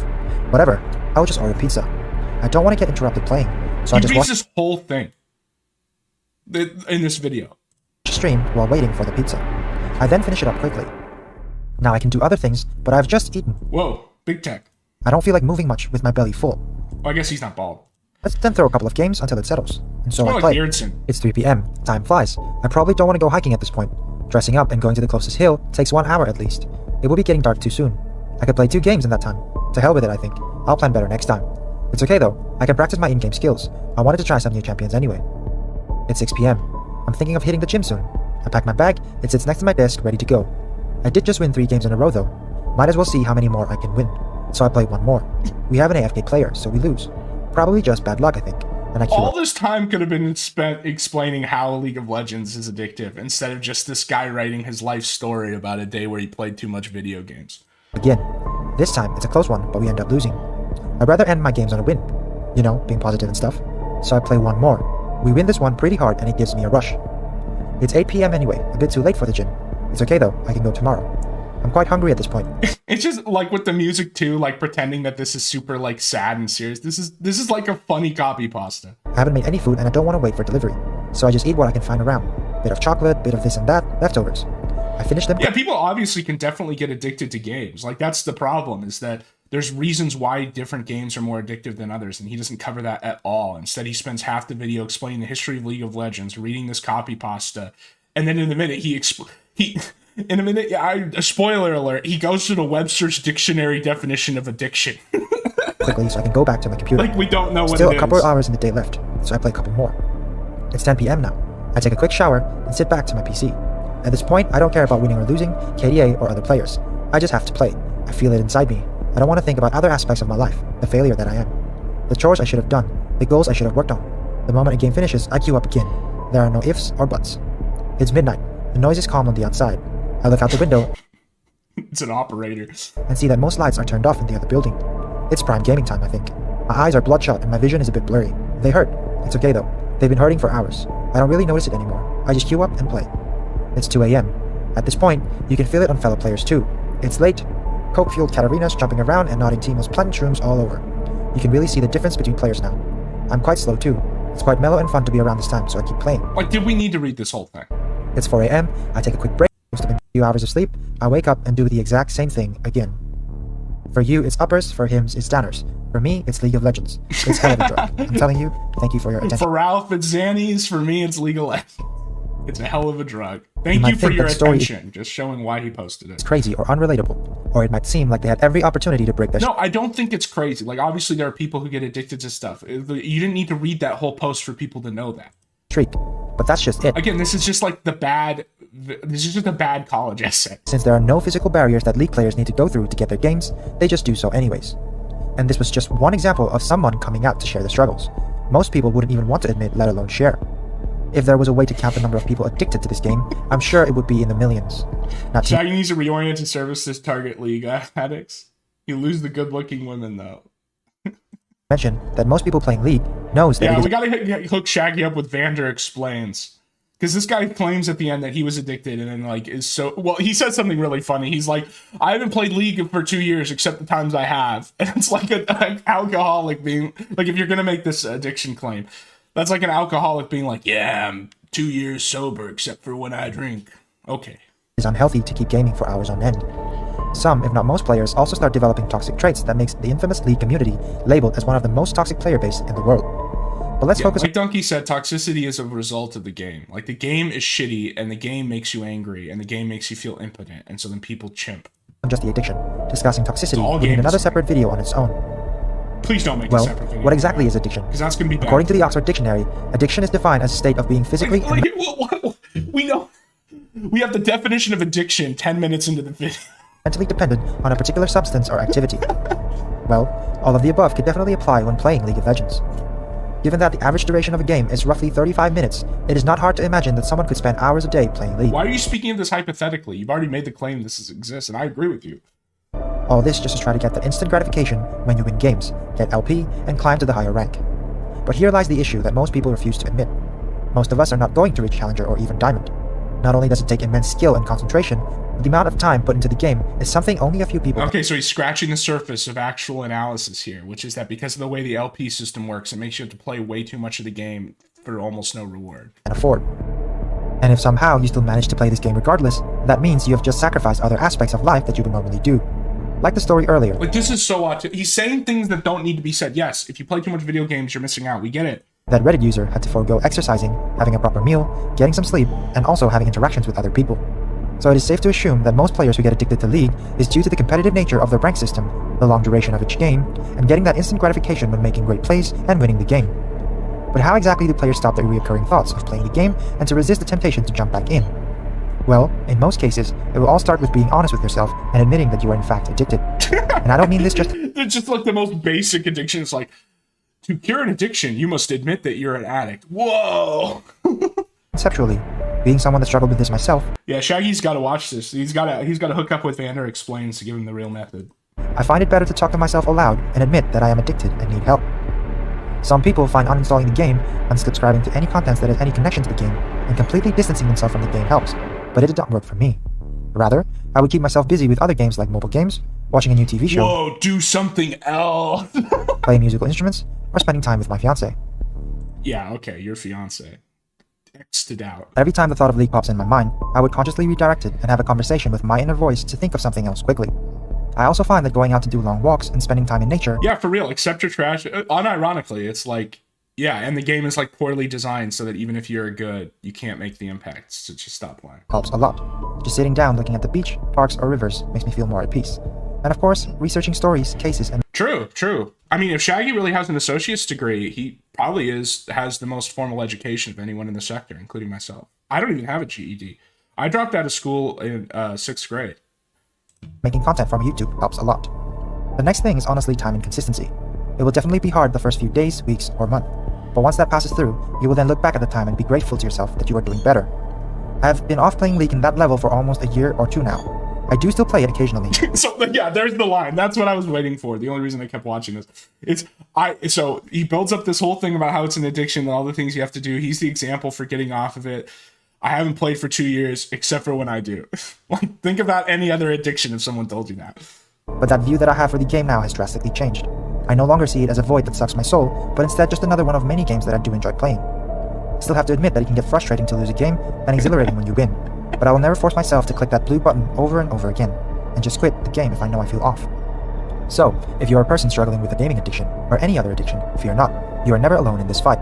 The steps we take to recover might be different, but the Vander first step is almost Explains always the lights same. the way. Be honest Go with yourself, don't be outside, afraid do to the get help. trash, talk At to the your end of the day, mythical the game itself has no fiancé, stop malintent. playing League. Everything we do in life needs balance, and it's our own choices that we take that tips those skills around. Thanks This for is listening. like AI. Like, well, the funny thing is, I don't think an AI wrote this, but if it's like that level of autism where you're like an AI. And watching this video until the end. Do addiction counselors in LA and San Francisco? Yes. Yeah, you can. Yeah. So there's this whole phenomenon, especially in LA, where there's like 3 tiers of rehab. There's fake rehab, which is like celebrity rehab. And you can immediately tell they're fake rehabs when you like go see them because they're just resorts. And so like celebrities will go, or like rich people will go to that, and then you just kind of hang out. You just got to go on vacation for 2 weeks and you don't fix anything. If you work at those, you can make a lot of money. Then there's the middle tier, which are like actual private rehab, which you can find them, but they tend to be like literal shacks in the middle of nowhere. Like, and they're, I know all this because I've never been to rehab, obviously, but I just have heard, I've heard of people who have, and this stuff. And then there's the lowest tier, which are the state rehabs, and the state rehabs are unironically Kino.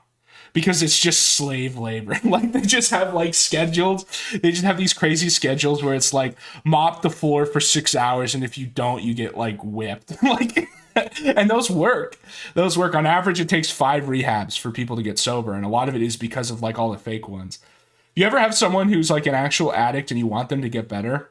Send them to a state rehab in California, like especially a shitty one, like a poor, like a shitty area, because it's just like prison. And like, if you can't get sober after that, if you're willing to keep going back to that, then man, you're fucked. I hope we all learned something today and understand the hardship that someone has to go through to overcome addiction. I feel grateful and lucky to have my fiance who went through this tough period in my life. If you know someone who struggles with addiction, please try to offer a helping hand, introduce them to helpful resources and activities, or if not, just be there for them and listen. Now, if you have enjoyed this video, please leave a like and possibly consider subscribing to the channel. Hold on. Let me know down in the comments what you think of this video. Hold on. I'm going to find Shaggy's channel here.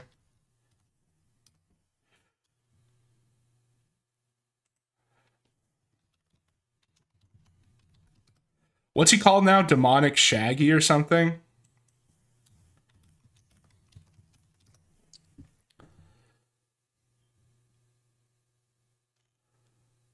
It's, Yo, what is this channel called now? I'm going to leave a comment.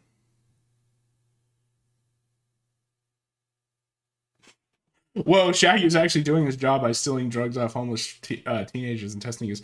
Yeah, well, Shaggy is like... that is like a classic... Yeah, that's what I thought it was, Satanic Shaggy. Oh, I think I typed in Demonic Shaggy. All right.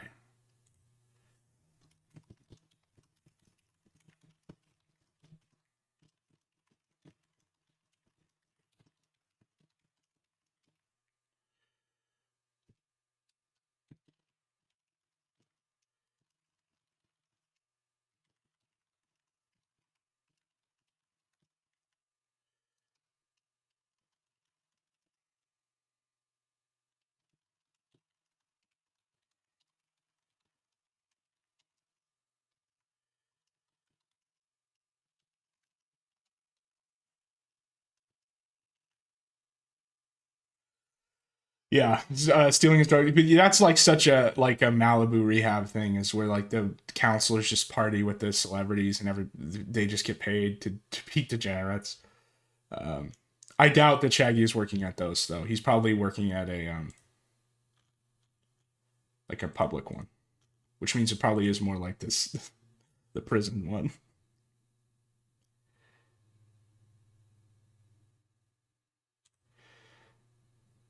There we go. The first step in forcing Vander Explains into the sector. It's funny too. I think this video is his best performing video too. He's like, I guess he's trying to be like a story time type channel. The problem is when you write them like college essays, that's not how you tell a story. And this is not like a story time. This is like an argument type essay. You got to go for Iraq, man. Iraq works great for those. You know, issue, rule, analysis, conclusion. Just say issue. League of Legends is addiction. Rule. These are the common triggers that make people addicted to things. Analysis. These are the ones League of Legends has. Conclusion. Don't play League of Legends. Boom. 5-minute video. I know that I'm definitely the expert with like 100 subscribers and no views, but actually, you know what? Go off, Vander. You know what you're doing. So, follow up on the Pirate Software shit. I'm still editing that into a shorter video from the last stream. Basically, my conclusion was I like Ross, I like the initiative, but Ross is too cripplingly autistic to understand that Pirate Software is not just misunderstanding. He's not just stupid. He is an actively malicious actor who is lying. Probably at the pay of big video game company. I personally think he's an industry plant. But even if he's not, he's just malicious and he's a liar, and you shouldn't respond to that. Like, the way you respond to that is to get an attack dog like Ethan Ralph or something, which is what Ross should have done. Unfortunately, Ross is too good faith. He's too nice. He never would have done that.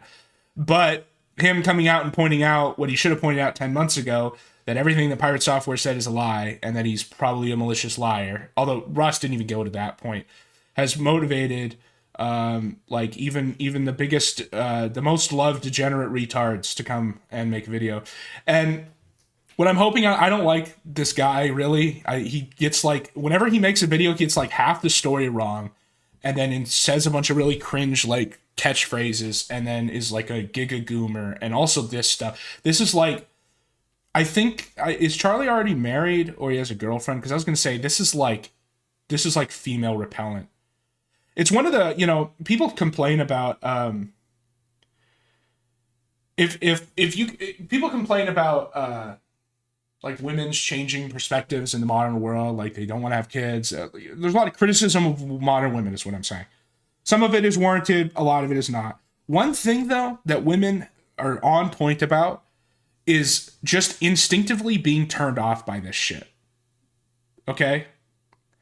He is like a woman, no matter how like, you know, liberal or whatever criticism you want to give of her, when she sees this and is immediately turned off, that is based. That is exactly how she should be gatekeeping. Because like obviously women are the gatekeepers of reproduction, as they should be. And to gatekeep this is good. Yeah, being called Pirate Software while going above to support. I literally think he's an industry plant, man. He's like a Nepo baby, and his dad worked for Blizzard. He worked for Blizzard. Like, I think he's a malicious actor, and it's a shame that Ross is so like good faith coded that it took him this long to even call it out. And I just wish that at the beginning he had hired an Ethan Ralph type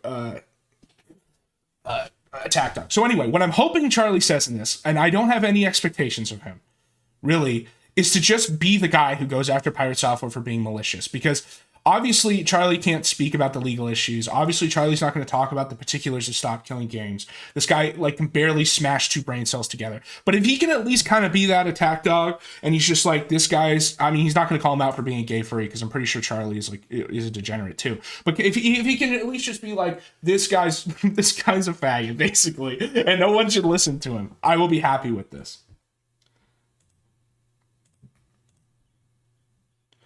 If you could choose anyone inside or outside the sector be part of a show, who would you choose? I'd want Jacob Sockness and Mormon Shaggy to stream together. That would be pure Kino. Yeah.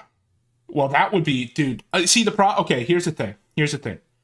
That on paper sounds like a great idea, because you have like two literal schizos screaming at each other. The thing is, you know, comedy comes in threes, and also you want a straight man.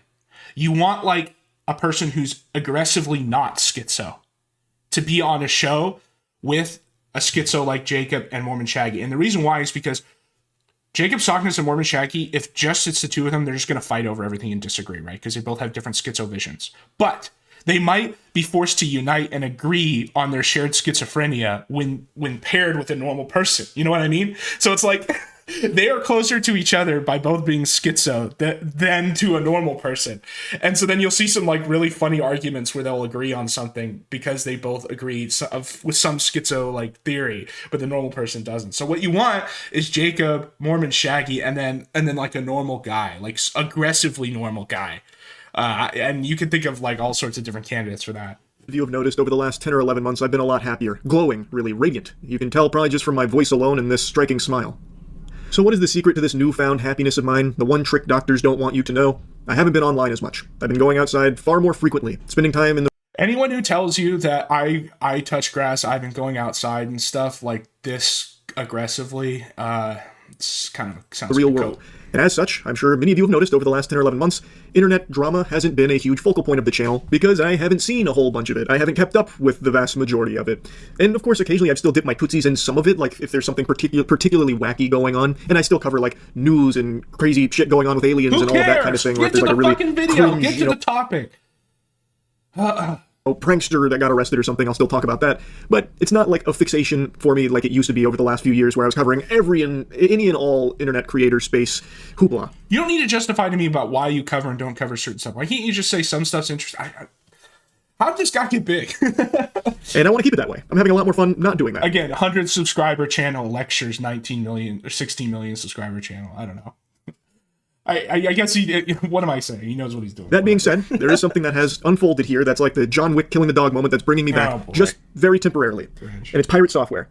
Yesterday I talked about Stop Killing Games, and there's no way to talk about Stop Killing Games without also mentioning Pirate Software because of the profound effect he has had on that initiative in its demise. I say demise, but it's not actually fully cooked, but it has been on life support, and Pirate Software did play a big role in that because of 2 videos he made as well as a stream.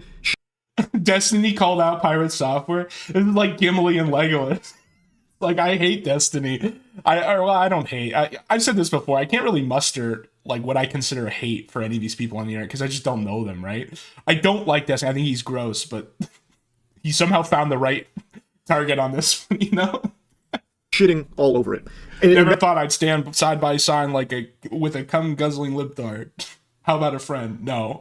That's not even doing it justice. He was full-blown tooting on this. He was shitting on it with some fart on top. And a lot of what he was saying about Stop Killing Games wasn't accurate. It was a misrepresentation of the initiative. And the guy behind it, the guy spearheading it, Ross, finally set the record straight on a lot of the misconceptions that Pirate Software helped to put out there and kind of exacerbate these thought processes that just weren't accurate for what the initiative was actually aiming to do. He finally set the record straight, and I, of course, wanted to talk about it as someone who does actually care about it. Now, as I've said, I've been a little more off the grid. I'm on a fucking farm, so I've been, living off the Lord's land recently, and I've missed a lot of the internet happenings. So you can tell what a person's thesis is by what they say first. And he keeps bringing up this I'm totally touching grass thing. So that's the actual goal of this video, it seems like. Pirate Software's previous anime arcs of drama, like with World of Warcraft, and the one after that, and the one after that, and the one after that, and the one after that, I didn't pay a whole lot of attention to. I only got little tiddlywinks, little morsels of lore about it in a few clips, so I never really even understood what was going on there. So Pirate Software's response to everything that happened yesterday really caught me by surprise. That was a subversion of my expectations, bigger than Game of Thrones Season 8. Yeah, Hutcher, I did. I think it's really hilarious to me that that entire community is so butt mad at me for putting out a video 10 months ago about their stuff, and then not being refuted, and now it's my fault that everything is going wrong for them. I cannot believe his ego. His ego is so out of control. I feel like he's only a week or two away from exclusively referring to himself in third person, like Stone Cold fucking Steve Austin. And that's the truth, because Pirate Software said so. Some shit like that. It's crazy how he's responded. The smugness is nails on a chalkboard. It just makes you feel icky listening to it. And he goes on, that same... Yeah, this is what Ross needed someone to do 10 months ago. Is just shit on him. Is just someone shit on him, like, directly and in a very petty way. Talking point multiple times in the clip about how, like, I guess I'm fully to blame. I guess because I made those videos 10 months ago, it's my fault entirely that this whole thing crashed and burned. Yep, oh boy, time to play a sad song on the world's smallest violin for the Stop Killing Games movement, all because Big Bad Pirate Software took it all down by himself. Like, it's crazy. No one's saying that. Like, there's no one out there that is saying it is entirely Pirate Software's fault that Stop Killing Games hasn't been more successful in its endeavors. But there's irrefutable evidence that you had a detrimental effect, a majorly damaging effect on Stop Killing Games because of your misinformation that you I'm surprised he's not being more offensive. Like I said, all I wanted is for him to do in this video is basically what he's doing right here. Read about it in two... Which is just, I know he can't actually call him a faggot, right? I get it. But, like, it's as close as we're going to get. Videos and across all your streams, and not once have you bothered to correct that record. And he has said that it hasn't been refuted in 10 months. That is fish paste. That is turbo horseradish. Go to your own comment section on your videos to see everyone refuting you, as well as the innumerable other gamers and voices out there that have taken down those talk. You don't even know what's going on. Basically, Ross Scott made a petition for Stop Killing Games. It was very thoughtful and it's very restrained in what it's asking for. Also, it's not the literal bill that he's proposing. It's a petition to begin conversations about the formulation of a bill. I talked about this in my last stream when I went over Ross's video. Pirate Software, whose dad works for Blizzard, and that he worked for Blizzard, and got thrown out because he's an incompetent retard, and basically even worse coder than Yandere Dev. He's essentially Yandere Dev, but a Nepo baby, so he has money. Decided to just lie, completely straight up lie about the entire purpose of the proposition. The petition, just completely lie about it, and specifically lie about it in a obviously malicious way to portray it as being exactly the opposite of what it is, and in a pro-corporate direction, pro-like video game developer direction, which is why I think that he's an industry plant. And then Ross being, like, as much as I like him, cripplingly autistic, refused to talk about it and didn't just directly take him down until very recently, where he just came out and said this guy, like, doesn't know what he's talking about. Talking points and debunked a lot of them and proven that you just didn't understand it. And there's Jaffe to go after, but it's funny because with David Jaffe, I covered him in the Keen Cuck video because he was the one who was having the guy on that was making the claims.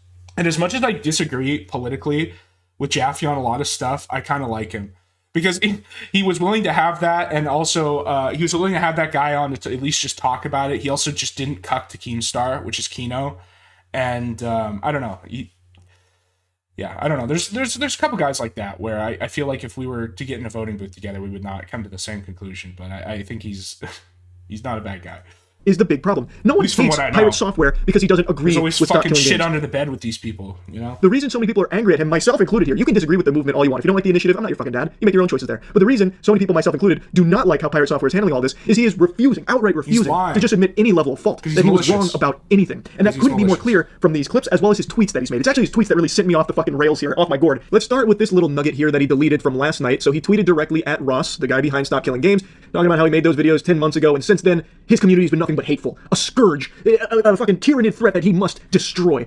Your community is fucking rabid, and it's shit to deal with for anyone on the other side of the argument. Why do you think I haven't talked about this shit in 10 months? Why do you think we auto-mute anyone bringing it up in chat? Because it's been rage bait and shit flinging the entire time. Because you're wrong, and the people probably go in chat and call you like a gay faggot, and like you get mad. And just goes on about like how he is the victim of Ross's toxic, terrible community, which is hilariously hypocritical coming from Pirate Software, when in his videos and his streams, he makes it very clear and is very rude about how much he dislikes not only Ross, but the movement. And it's not like he's being very professional and polite about it, you know, buttoned up. Listen to it. So this was my first encounter of him.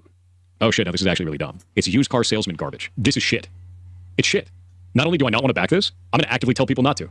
That is awful. Yes, that's you're gonna horrible get goddamn paid direction. by Blizzard That's for awful, it. dude. No, eat my entire ass. The level of stupid that I just had to receive was like sitting on Twitter for 12 hours. This shit sucks. That's a really stupid ass move. That's incredibly stupid ass move. I think this is ass. This is complete garbage. All of this can eat shit then. I drop the mask entirely. I wonder if claiming someone's an industry plant is per se defamation. It's not. I mean, there's no way it is. I have to think about that. I don't care. I still stand by it. I think he's an industry plant, but... I have no qualms about that. They can eat my entire ass.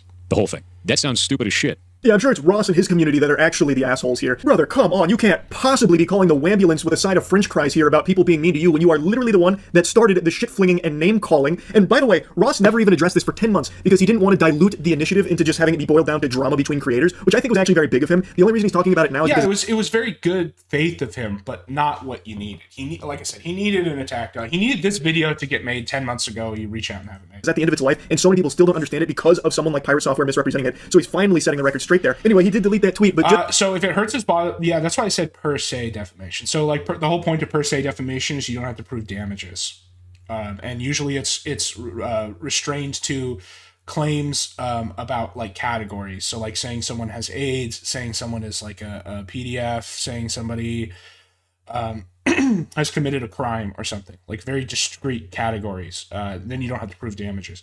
If it hurts, if me saying he's an industry plant hurts his bottom line, that would just be an element 2, I think, or 3 of a regular defamation claim.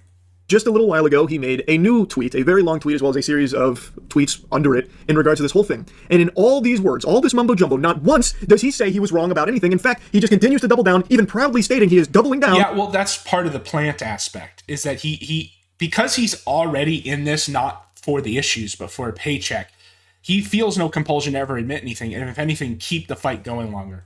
Wow, how incredibly noble, doubling down on things you are provably... Yes, dude, yeah, that he fakes his voice. Go look at Pirate Software. So there's so much crazy shit in there. And that's kind of what the other thing that needs to happen is one of these attack dogs needs to literally just go through his thread on stream. Maybe I'll do a Pirate Software. I know I have no, like, it doesn't matter, but maybe I'll do it just so that it exists. Just going through the thread and every single crazy thing about him. Because that's what should have been focused on. It's like, fine, you're going to lie about this. I'm not even going to, I'll make, if you're Ross, have Ross make his video responding to the claims, right? In his good faith way or whatever. But then have the attack dog just do the fuck Pirate Software festival, where they just go through the whole thing and just be like, this is the guy you're going to take an opinion about this on. This is the guy who you're going to listen to. Blatantly wrong about. We don't need to hit the Jumbotron for the replay on yesterday's video going over so many of the things that he was incorrect about in regards to the initiative. But the point is, that is an issue that I really thought that he would address. Be like, hey, yeah, I did get this part wrong. No, he's not going to address it. Like I said, his motivation is to get paid to do a job, which is to take down this thing. And he has no like intellectual compulsion to ever admit defeat, even if it's flashed in his face. It's just to keep the fight going. You're right, guys. Sorry about that. That's why you can't even like take him in good faith and answer the issues other than maybe like once to clear it up. You have to just go full like Ethan Ralph pig slot, like get in the mud with him, I still don't fully agree with it, but I do recognize that I had some errors here in my coverage. That's what I was expecting. That is not what we got. And it prompted me to reach out directly to him, to talk to him. It's one thing with Ross, because he's obviously like has autism, so he can't kind of see malicious actors. You'd think that supposed turbo normie Charlie, who's touching grass, but can barely touch his floor because it's filled with, like, his room is filled with so much bullshit, would be able to see through that and just be like, no, of course he was never going to admit he was wrong because he's like malicious. See, like, why isn't he acknowledging that? Is there a reason? Like, what is going on there? So I did. He made it very clear he was not very happy with my coverage of Stop Killing Games, which is fine. I think that's totally fine. I'm not going to leak DMs or really go in depth on our private conversation, but the point of me reaching out to him was to talk about his refusal to acknowledge that he did leak everything, bro. You're the on top here. You're the one with 16 million subscribers. Just go off, dude. Unintentionally misrepresent Stop Killing Games, and it led to a just shy of 2 hours like circular argument that ultimately got us nowhere. He was more focused on his qualms with Stop Killing Games and really liked to challenge me to prove him wrong about some of his hangups with it. And when I would mention classic like plant tactic, classic corporate plant tactic. You make them prove all their points. You don't have to prove anything. Like this is in the playbook, man. This is like the people who advocated for recycling, which is a corporate scam in the 70s. All this shit. Like the behavior aspect, like, hey, you did misrepresent it, and I give him a timestamp. He'd then instead say how I'm wrong for thinking that he misrepresented it. We got nowhere. So I want to just publicly say this again. There are plenty of things you can disagree with when it comes to the Stop Killing Games initiative. I'll put links to it if you want to learn more about it. You can form your own opinions on it if you want to support it. If you don't like it, that's fine. That's super normal. And I didn't reach out to try and champion that Pirate Software should become, a huge ambassador of Stop Killing Games, out there on the fucking front lines fighting for it. It had nothing to do with that. It was simply about the misunderstanding that he showcased, maybe unintentionally, and the misrepresentation of it that he broadcast, again, maybe unintentionally, which has in turn, over the course of 10 months, misled people on what the fuck Stop Killing Games even is in the first place, which I found to be a problem because he's never even acknowledged that as something that has happened. Say it. And he's malicious. Because he refuses to acknowledge that, and anyone that even, tiptoes around that subject, he kind of treats as though they're fucking idiots, like me, for thinking that he's misrepresented something. Now, he did just post a tweet where he said he talked to me and Josh Strife Hayes, and in that tweet, this will prove how useless our conversation was, unfortunately, there's not a single peep about misrepresenting what Stop Killing Games was about. It's more so about how the public just doesn't understand game development, and it kind of reads to be fair, you need a very high IQ to understand Pirate Software being a furry retard. Like we're all just too stupid to understand it from his side of things. Our conversation basically amounted to toilet paper. Recycling is a corporate scam. Literally almost all the plastic that's supposedly recyclable is not. And the lobby and stuff that pushed recycling was founded by the biggest polluters. Also, there's all sorts of issues too, like shipping all of our trash everywhere and stuff like that. But yeah, recycling is a corporate scam. Now you can recycle like paper, but like the plastic stuff, we just should not use plastic disposable bottles. Unfortunately, again, I was focused on you have done this, maybe unintentionally. You should at least say that you have, or are you aware that you did this? And then it became more of like, nope, I didn't. You're wrong. And then he uses our conversation at the start of this for something that was not even the focus. I was not there to try and convince him to be part of Stop Killing Games. I don't think we made any ground on his perspective versus mine on Stop Killing Games. He has some qualms about how difficult it would be in certain cases. I agree with that. Yeah, again, he's giving him too much credit. Pirate Software does not have an opinion about Stop Killing Games. Pirate Software does not have a legal framework or position upon which he perceives Stop Killing Games. Pirate Software has a target that he has been assigned to rhetorically assassinate, okay? For sure. I still think overall Stop Killing Games is a net positive for the gaming industry where something desperately needs to change with a lot of these awful practices. But for the 10 millionth time in the last 2.5 hours, it was just about him having this awareness that his coverage did mislead people, and that he, maybe not maliciously or anything, misunderstood or misrepresented Stop Killing Games. It was malicious, and you having a 2-hour conversation where he doesn't admit fault, and focuses on what he focuses on should have been the final nail in the coffin for you being willing to say that. In numerous instances. And the way that he talked about Ross was unacceptable. That at least made it into the tweet there about the way he talked about Ross being like a fucking used car salesman type deal and calling everything about it ass. He at least recognized that was too harsh. So he gave a quick I'm sorry for that, which is good. I do appreciate that, and I'm sure Ross will appreciate that as well, I imagine. But crucify this guy. Come on. I still wanted to make this video after the conversation because I just really do not understand. I truly cannot wrap my head around why he fights tooth and nail coming for throats for anyone that tries to mention that there was I wonder why. Representation in his coverage of the Stop Killing Games initiative. He is so hell-bent on proving he's right. Right, this video is kind of cocked. At first I thought he was on the right track, but then when he's like, it's totally not malicious.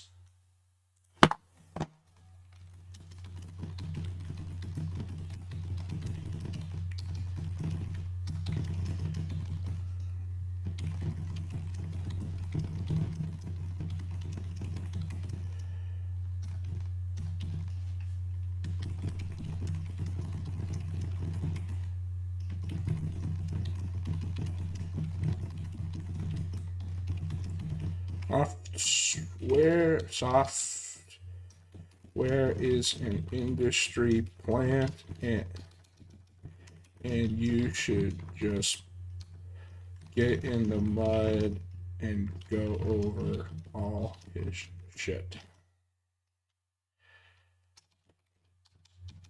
Instead of treating this like a good faith discussion. Wow. I'm not much of a YouTube commenter, but yeah, I don't know. Yeah, just come on. And of course, I'm sure Ross here is all very nice and it's like, yeah. Everyone else is wrong that's saying these things. What do I expect? I know. You're right. I didn't expect any. I didn't expect more. Get it. This is why all these people need to get sectorized. I talked about this with the Ethan Hassan stuff about how like the left sector is becoming sectorized and like the tactics are getting worse and they're starting to learn to actually how to debate with each other because they were essentially protected from deplatforming and coddled for 10 years. Meanwhile, on the right, it was just constant blood sports, so people learned how to actually debate. Sex toys, collector's brain. Wow. Yes. Oh, I'm glad I totally forgot about that. He was the one who somehow lost a debate about like age of consent to Sneeko. Dude, that is like losing a debate to a homeless person about like math, like something really basic. Yeah, maybe I don't know. Like, you're right. I shouldn't have expected anything more from him. But like, ideal video from a guy like this, a big platform, would be: here's my interactions that prove that he's malicious. Drop all DMs. Not even talk about don't kill it. Let Ross take care of the substantive arguments. You're just like, here's his thread. This guy's a sicko. This guy's an idiot. Don't take any of his, don't engage in good faith with him. He's an industry plant. I love Israel. Like, treating it like he's got the mega mind, once in a generation galaxy brain that no one can possibly understand. All his plebeians are beneath him, and we're lucky that he even graces us with streams, and we're stupid for thinking that he did anything wrong here. It's crazy you can barely see his floor because he has so much shit. In regards to this coverage of Stop Killing Games and what it's actually about. It's just so odd to me. Because if he would just come out and be like, yeah, you know what? Looking back on it, really reflecting, hearing what you guys are saying, I can see why this...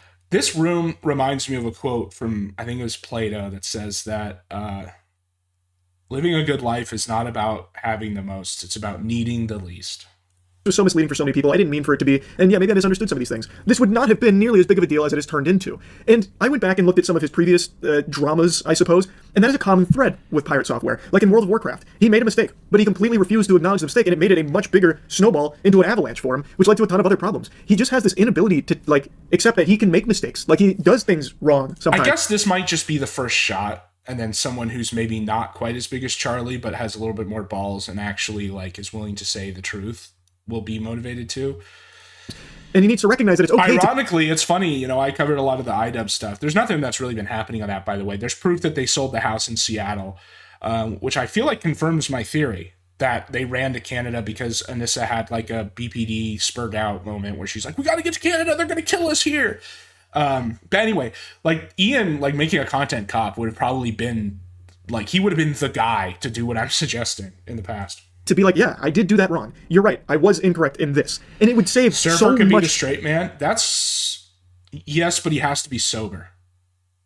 He has to be sober because Surfer can get... And it's when Surfer gets drunk and he goes a little crazy, it's very entertaining by itself. But for this concept of having two schizos and a straight man, he'd have to be sober. Of a headache, but he just comes across as a narcissist. He really does, unfortunately. I'm not an armchair Reddit psychologist here going to diagnose him as a narcissist or anything, but that's what it comes across as. He just refuses to admit that he ever does anything incorrectly. It admits no faults of his own, ever. Except, I suppose, to Ross here, which maybe this is the beginning of a big character development for Pirate Software. He did apologize. No, it's not going to happen. He's just going to double down because he's getting a check in the mail to do it. It's really, I really do think it's that simple. Another iDubbbz compendium has hit the towers. This one from Turkey, Her Prostate Tom. You have two choices, everybody. I'm either going to go over Ketanji Jackson's Descent, where she talks about Martians and has black girl clapbacks, and also whoever this guy is, his analysis that I got sent. Or we make fun of the Turkey Tom Decay of iDubbbz video. These are your two choices. One for Ketanji Jackson, two for Turkey, Her Prostate Tom.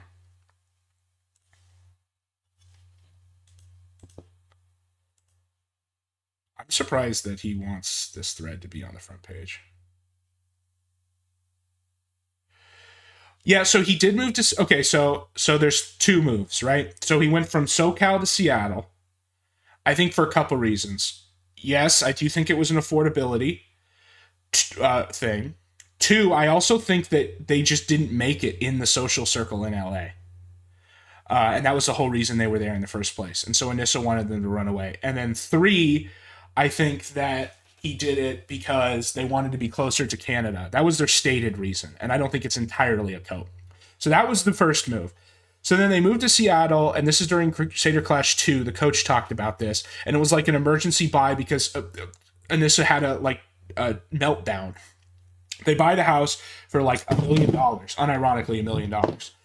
And then now they've sold that house after only, I think, 2 years and are now living in Edmonton. And I think what happened this time is after the boxing coach came out, she had one of her BPD meltdowns again and was like, because she always talks shit about America, saying that like it's like a dangerous place and like terrible or whatever, even though they lived in a pretty wealthy neighborhood in Seattle.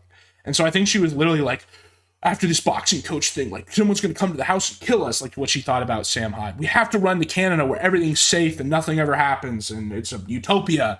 So then like in an emergency, and it was very clearly like happened all at once and was like a panic thing. And so that's why I think they did the second move. They ended up losing money on the house because they just listed it for the same price they bought it for, but it's been like a couple years. Imagine how wild it would be if Anissa left the iCucks for PPP. Now that's a crazy theory. Yeah, Ian should have proposed to Tana, unironically. I mean, Tana's not great, but she seems just sort of like a materialistic, vain person, not literally a malignant narcissist, you know? The PPP Anissa arc. Dude, you should write for the Sector, man. Like, I'm still trying to find who does write the script for the Sector, like where Christoph is from Truman Show, who's writing it, because there is a good battery of writers, because stuff does happen that's good, but you should get in on that and write the Anissa PPP arc. That'd be so funny. Like, she's so like bind broken that she's attracted to the person, like, for A-logging him all the time. They're both succubi. Yeah, they're both you don't think I don't know about that, man. Think about the physics involved. That's all I'm going to say. Remember the Vegas story? The story was that he couldn't do anything, so he had to sit in the chair and watch. Think about it. No Name was more respected than iDubbbz, who, through his Content Cop videos, became the executioner of content creators. Leafy, Rice... Okay. No, he didn't. No, he didn't. So there's an Emp Lemon video, and Emp Lemon's kind of a locale himself. There's a couple of these mainstream guys I want to cover. One of them I do, because I actually watched State of the YouTube and all that stuff. I was like a follower of all that. And there's some funny stuff about Emp Lemon that I maybe would talk about someday. But the he kind of proved pretty definitively that iDubbbz didn't execute shit. Like, he didn't execute anyone. The other mainstream guy I want to cover, and you guys might know this, here's a little preview because I'm still putting the clips together. This guy, Skalagram. This is like a HEMA guy, and he does like reviews of like swords, and basically he got really lucky like 10 years ago on a couple videos, even though he's really not like the best HEMA expert, and it like catapulted him into being like this mainstream guy. And ever since then, every like 2 or 3 months, he comes out with a video where he either whines about how he doesn't get enough views anymore, or about how he has like some Jim Medicare tier undiagnosed disease or something. And I kind of want to put it all together because like he just recently, I saw this. I'm choosing my health over my collection. I was just like, this guy kind of deserves a little A-logging, because this is like the 10th time he's made a video like this, where it's just like, I have this crazy undiagnosed, I have crippling fibromyalgia and I don't want to work, right? Because it's clear that the reason why he doesn't get as much views anymore is because there was like a drop off in production and quality and things. And I don't know. It's just like, you can look through here and just occasionally he'll do like a meta, like a boardroom type video, kind of like what DSP does. Like, see it here, and look, it gets the most views. This is like a whining video, and then they're always like, well, the biggest ones, and so he's like incentivized to whine. This guy sounds like Shadversity, but not a Mormon. Honestly, I think Shadversity knows more. Like, he's a more and that's not to say he's like good. It's just compared to this guy. Look, not sure I can do this anymore, but I'm not. And look, he gets like rewarded for this. Like, he always gets a bump in views whenever he makes these "I'm dying of Jim Medicare undiagnosed AIDS" type thing. And you can like go back and see kind of when it started to fall off, because some of these videos he gets like 500,000 views and then it falls apart. I don't know. He's not like, he doesn't deserve to be crucified or anything, but it just rubbed me the wrong way when I saw this title, and I'm like, really, man? Every time I see one of your videos, it's this. Yeah. Well, that's kind of how the internet in general works. Is the persistent man always wins. If you're just willing to just keep going, you'll win eventually. Scum, the Fine Bros, Hannah Mojo, Keemstar, you name them, and he either successfully glassed their online careers or severely damaged their reputation. Yeah, that's what I'm saying. Like, sure, like there was times when he would cause sub count drops, but saying he glassed them, executed them, it's just not true. So much so that many of his targets aren't even remembered. Fast forward just a few years, and he's debased himself to the point where anyone can take a shot at him free of consequences. As hard as it is to understand how an outsider to the influencer sphere was embraced by the public as their judge, it's even harder to understand why he chose to self-destruct in such a pitiful way. Unlike many people whose demise comes as they fall out of mainstream. All right, here's my theory. I'm going to sum it up really, really succinctly, and we'll see if he agrees with me. I think that he's a classic case of first girl he banged syndrome. And it's a shame, because in an ideal world, you should marry the first person you have sex with. It has the lowest divorce rate. It has the most successful like marriage. Basically, people who marry their first sexual partner statistically get divorced less, which means a better situation for kids and everything. The problem is he happened to have sex with a like straight up, like I said, like Boogie, like a low IQ narcissist. And the problem with that is iDubbbz himself had I don't think he's a narc too. I just think he's like actually autistic.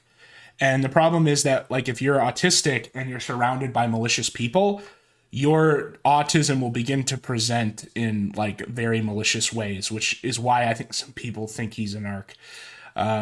I don't think he is. I think she is. And anyway, so he gets ensorcelled by like first girlfriend syndrome, essentially. First person I had sex with syndrome. And because you're only ever surrounded by malicious interpretations to everything, and you have no real intuition of yourself because you're autistic, you end up becoming like malicious. YouTube killed Leafy. Yeah, that's the argument Emp Lemon makes, and I agree with him that YouTube killed Leafy. I think he just makes it like is a good argument. Ian was following the church teaching, but it resulted. Yeah, exactly. Well, exactly. Unfortunately, that's why I say it's kind of sad, because I think that like the concept of marrying the first person that you date or that you have sex with is like a good thing, but this is why maybe autists need like a male friend group. I've talked about this, like the constructive uses of bullying, especially in male friendships. If iDubbbz had like a solid group of male friends, none of this would have happened, because they would have known he's autistic and would have known that he would be susceptible to make these mistakes, and they would have bullied him out of it, essentially. But he didn't, for whatever reason. I mean, I guess he did with the Cancer Crew, right? He just got like separated from them. And the other problem is the Cancer Crew was not like an actual set of friends. They were content creators making content together. That's not the same thing. Get tangled up in controversy. iDubbbz was the opposite. He diligently grew his audience by engaging in the most vile and offensive antics imaginable. Say Nick, I'm gay. Oh, it's a single piece of paper that says Nick. Everyone type Alex is single. I could honestly go on and on compiling clips of that sort, because those were his bread and butter. And he wasn't only liked for it, he was loved for it. A good comparison, which will become pretty apt when we get to their falling out, is H3H3, who used to do a similar kind of content where he dunked on low-hanging fruit targets, sometimes going as far as to make fun of cringy kids. However, H3 simultaneously did serious attempts at calling out situations he saw as injustices. Yeah, like that's what I meant when I said the Cancer Crew. The problem is I don't think that counts, because they're content creators and because they're like in it, they're business partners essentially at a certain point. They're not actually a group of male friends who are not all public. you know. Not only on YouTube, but in general, pivoting away from content that was just meant to be comedic and trying to legitimize himself as a social commentator by punching up. As this pivot gradually took place, H3 decidedly became part of the greater community, and for the most part, became a lot less controversial, at least for a while. Meanwhile, iDubbbz brazenly made fun of anyone who wandered into his crosshairs, whether they were disabled. My name is Pisces Sakono, and I'm here to say, you iDubbbz with your ass cockamamie bullshit! Or schizos. Hey, welcome back to another episode of Schizophonic TV. This is Loose Sick Diamond Eyes. Dude, he literally cannot help the beatboxing. It's like his Tourette's. None of it matters. It is funny how similar this is to just like the lolcow sector watching now. There's a crazy timeline where Ian joined the sector, where like he went on the kill stream, like before, like let's say he never meets Anissa, or like they meet and then don't get together because she's told her story of the first date and it didn't sound good. And then he slowly gets like more canceled for being this way until eventually he goes on the kill stream in like 2018. And then he's just fully in the sector. Have you seen Team Summer Sale's weird Luciferian art? Yeah, you mentioned that last stream, and I looked at it, and it's very.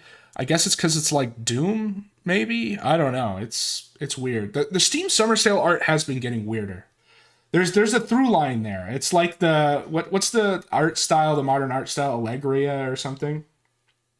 It's still insane that he and Max were friends. Max invited him to his wedding. Yeah, but they weren't like regularly like hanging out in real life. He invited him to his wedding because of like the meme of them being like, I guess I'm not saying they weren't his real friends. What I'm saying, I'm just going to stand by the idea that if all of your friends are also public figures and like content creators like that, it makes it harder for them to fulfill some of the roles that a good, healthy male friend group should have because everything's being watched. Maybe it wasn't you, but someone mentioned it. If anything, maybe it just speaks to what you're saying. If someone else said it, that the other people are noticing at the Steam Summer Sale. But yeah, I think that when everyone's like a public figure like that, even if we say they're real friends or hanging out in real life, it makes it harder for them to fulfill that role of internal male policing and social pressure. I don't know. He needed like friends from high school or college. I guess he didn't go to college, or just from the workplace. That's the other problem is he didn't really. It's not like he made friends, coworkers from working a regular job. If I recall correctly, he didn't have very many regular jobs. No target was too low. No joke was too offensive. And he didn't just do it, but he was also good at justifying it. Straight off the bat, I want to let all the Also, don't say that no target was too low, nothing was too offensive, because I don't remember iDubbbz ever talking about the JQ. Big Bungie has a scoop on Ian pitching a podcast. Yeah, I saw that. I'll say this about that. Big Bungie has made claims in the past about inside information that did not pan out, like the whole Jake Paul trying to buy Creator Clash. I guess that wasn't strictly proven wrong.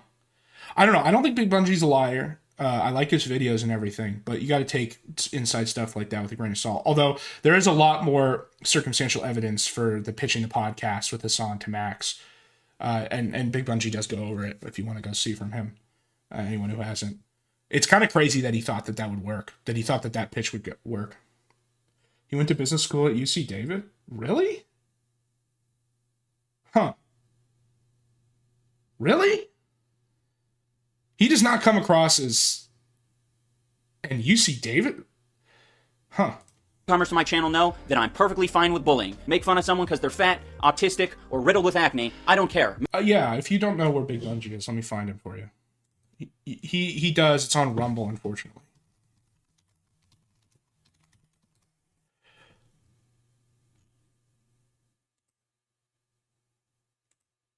Here it is. And we have his Destiny group. He has a Patreon too, but he uploads all the stuff eventually for free, so yeah.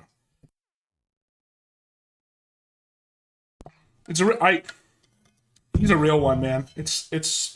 I mean, I'm not surprised he did get banned. It was going to happen eventually, but I don't know. I'm glad he didn't stop. He didn't give up. Make fun of him. I think my only stipulation with the bullying is that you also have to not be a pussy. But you can't say that one because it's got sort of it's guttural. I think it was Irvine because that sounds a little more familiar to me. Also, I think he was from Irvine is in Orange County, but Southern California. UC Davis would surprise me for a couple reasons.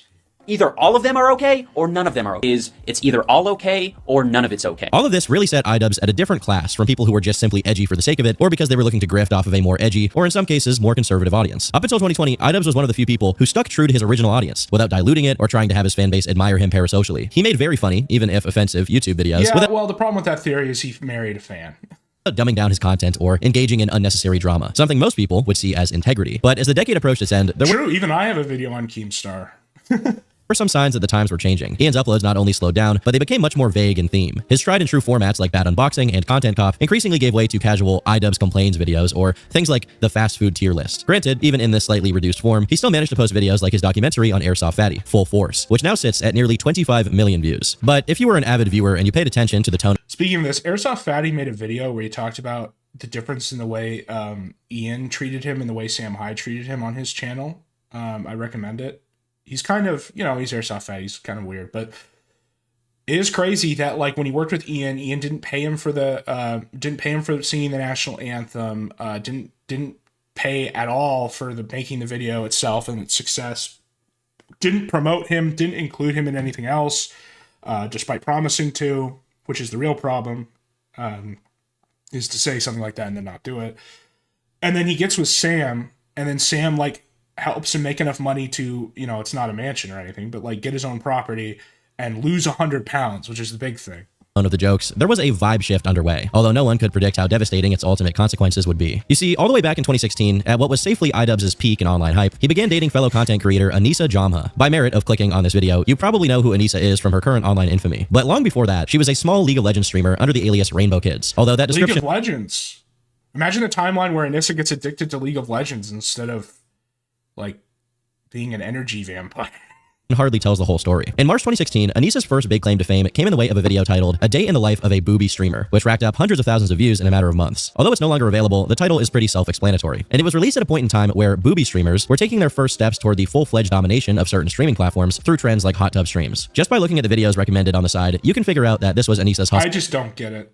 I don't get it. I don't get the booby streamer thing. It's like, I just don't get it. At the time, with channels like Sexy Gamer Girls or Cute Twitch Girls uploading clips of her streams where she did risque things, as well as commentary channels of the time criticizing— Yeah, California State, that sounds more, that sounds more likely. That sounds more right to me. the kind of content she made. But despite her already being somewhat infamous for sexualizing herself at the time, her day in the life video was attached to an announcement that she'd be moving away from that kind of content, which she later clarified through a series of Reddit posts. This public pivot got so much traction that it earned itself an article on Kotaku, where Anissa actually contributed and gave a quote. "I would play ranked games on stream, and I would lose every single one because I was just so focused on the fact that my straps on my push-up bra were digging into my shoulders, and I would look over at chat, and like every second comment is calling me a slut and a— Help Lord Licorice finish the end tower, guys.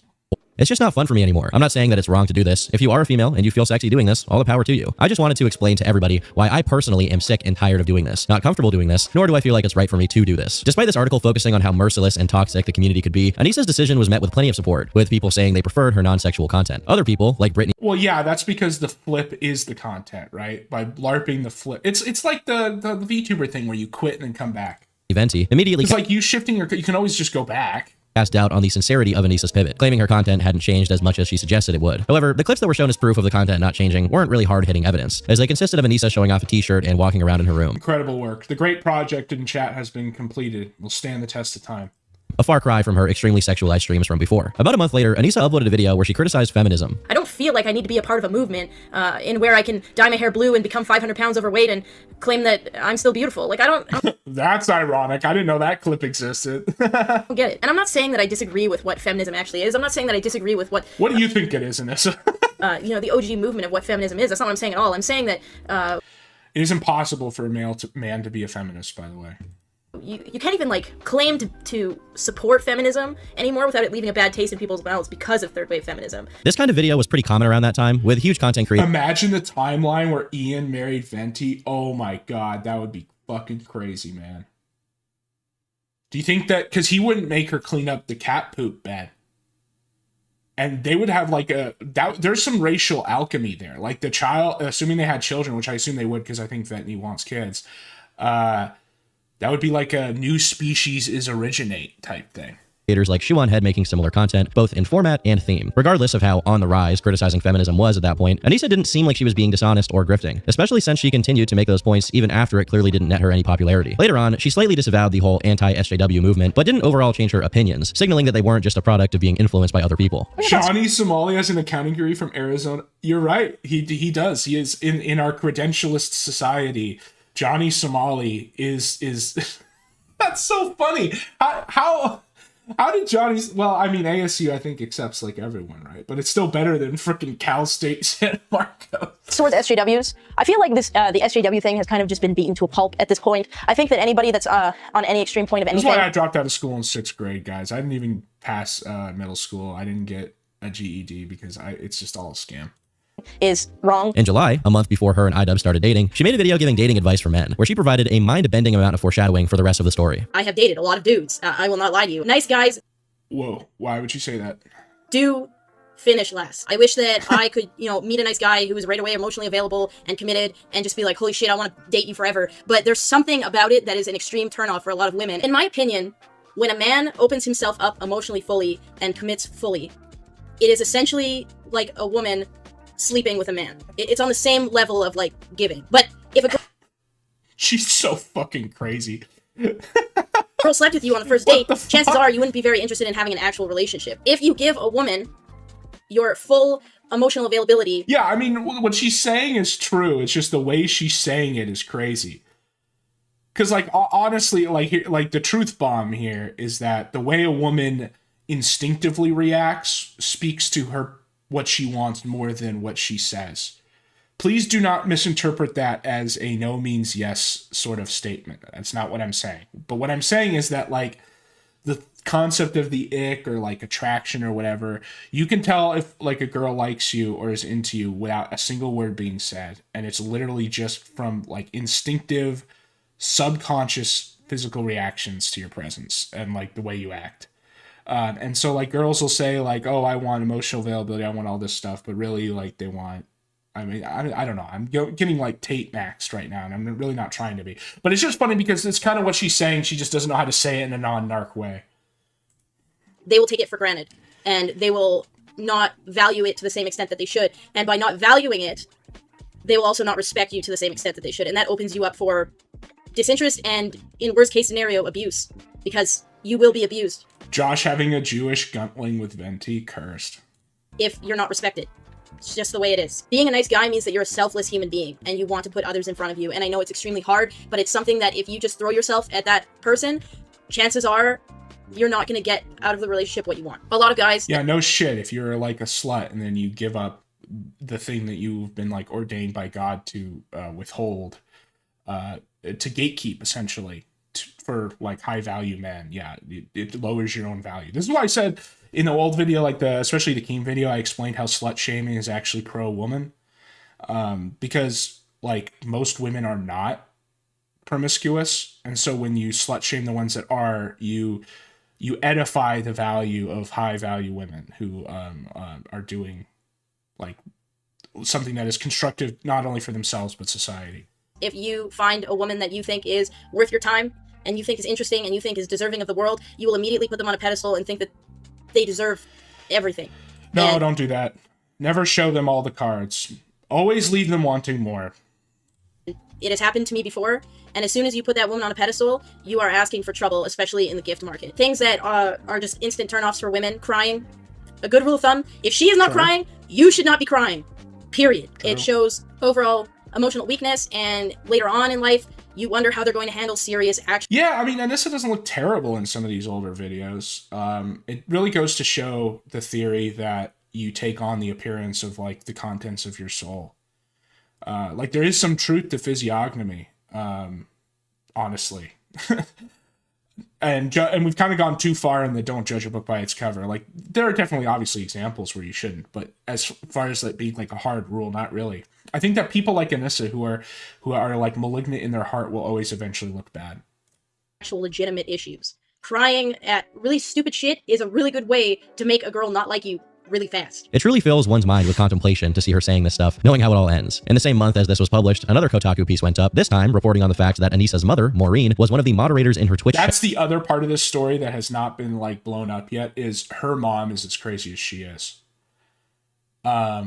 It was her mom who was the one who got into like a crazy Twitter slap fight with Froggy Fresh. There's going to be more that comes out about that. Like eventually there's going to be one of these arcs where she has a spurg out and then the mom gets involved again. And her mom desperately wants to be a character. chat. Interestingly enough, here it's mentioned that both of Anissa's parents are quite conservative and religious, and despite being quite protective over her, Maureen was respectful of her wishes to let the chat come at her and only moderate when things got super out of hand. According to her, Anissa wasn't hurt by anything said online, as she didn't take it seriously and understood people were just trolling. In January 2017, a few months into her relationship with Ian, Anissa did an AMA wherein she spoke about how their relationship began, explaining they met after TwitchCon 2016 and immediately hit it off and never stopped talking to each other. On the surface, this seems completely innocuous, but even at this point, some things didn't add up. Although she doesn't at all mention this in her AMA for obvious reasons, not only did she have a boyfriend when she invited Ian to hang out after TwitchCon, her boyfriend went with her to TwitchCon and only broke. Yeah, this is like there's two allegations here. One is that she was dating someone underage, which she has disproven, and then one is that she was cheating on him to go on the date with iDubbbz, which seems pretty true.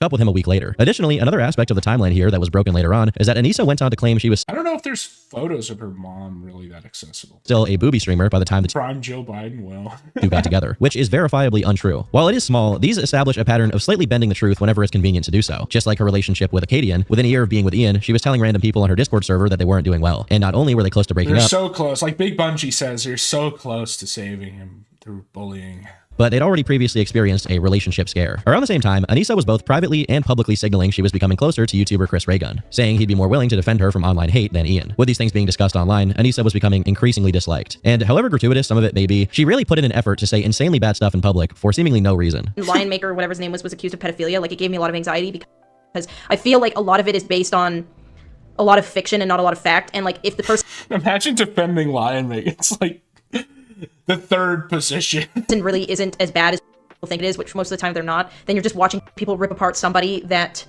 maybe doesn't deserve it as much as, like, I don't know, it's just sad seeing somebody get ripped apart. Simultaneously, Who her would deserve it more?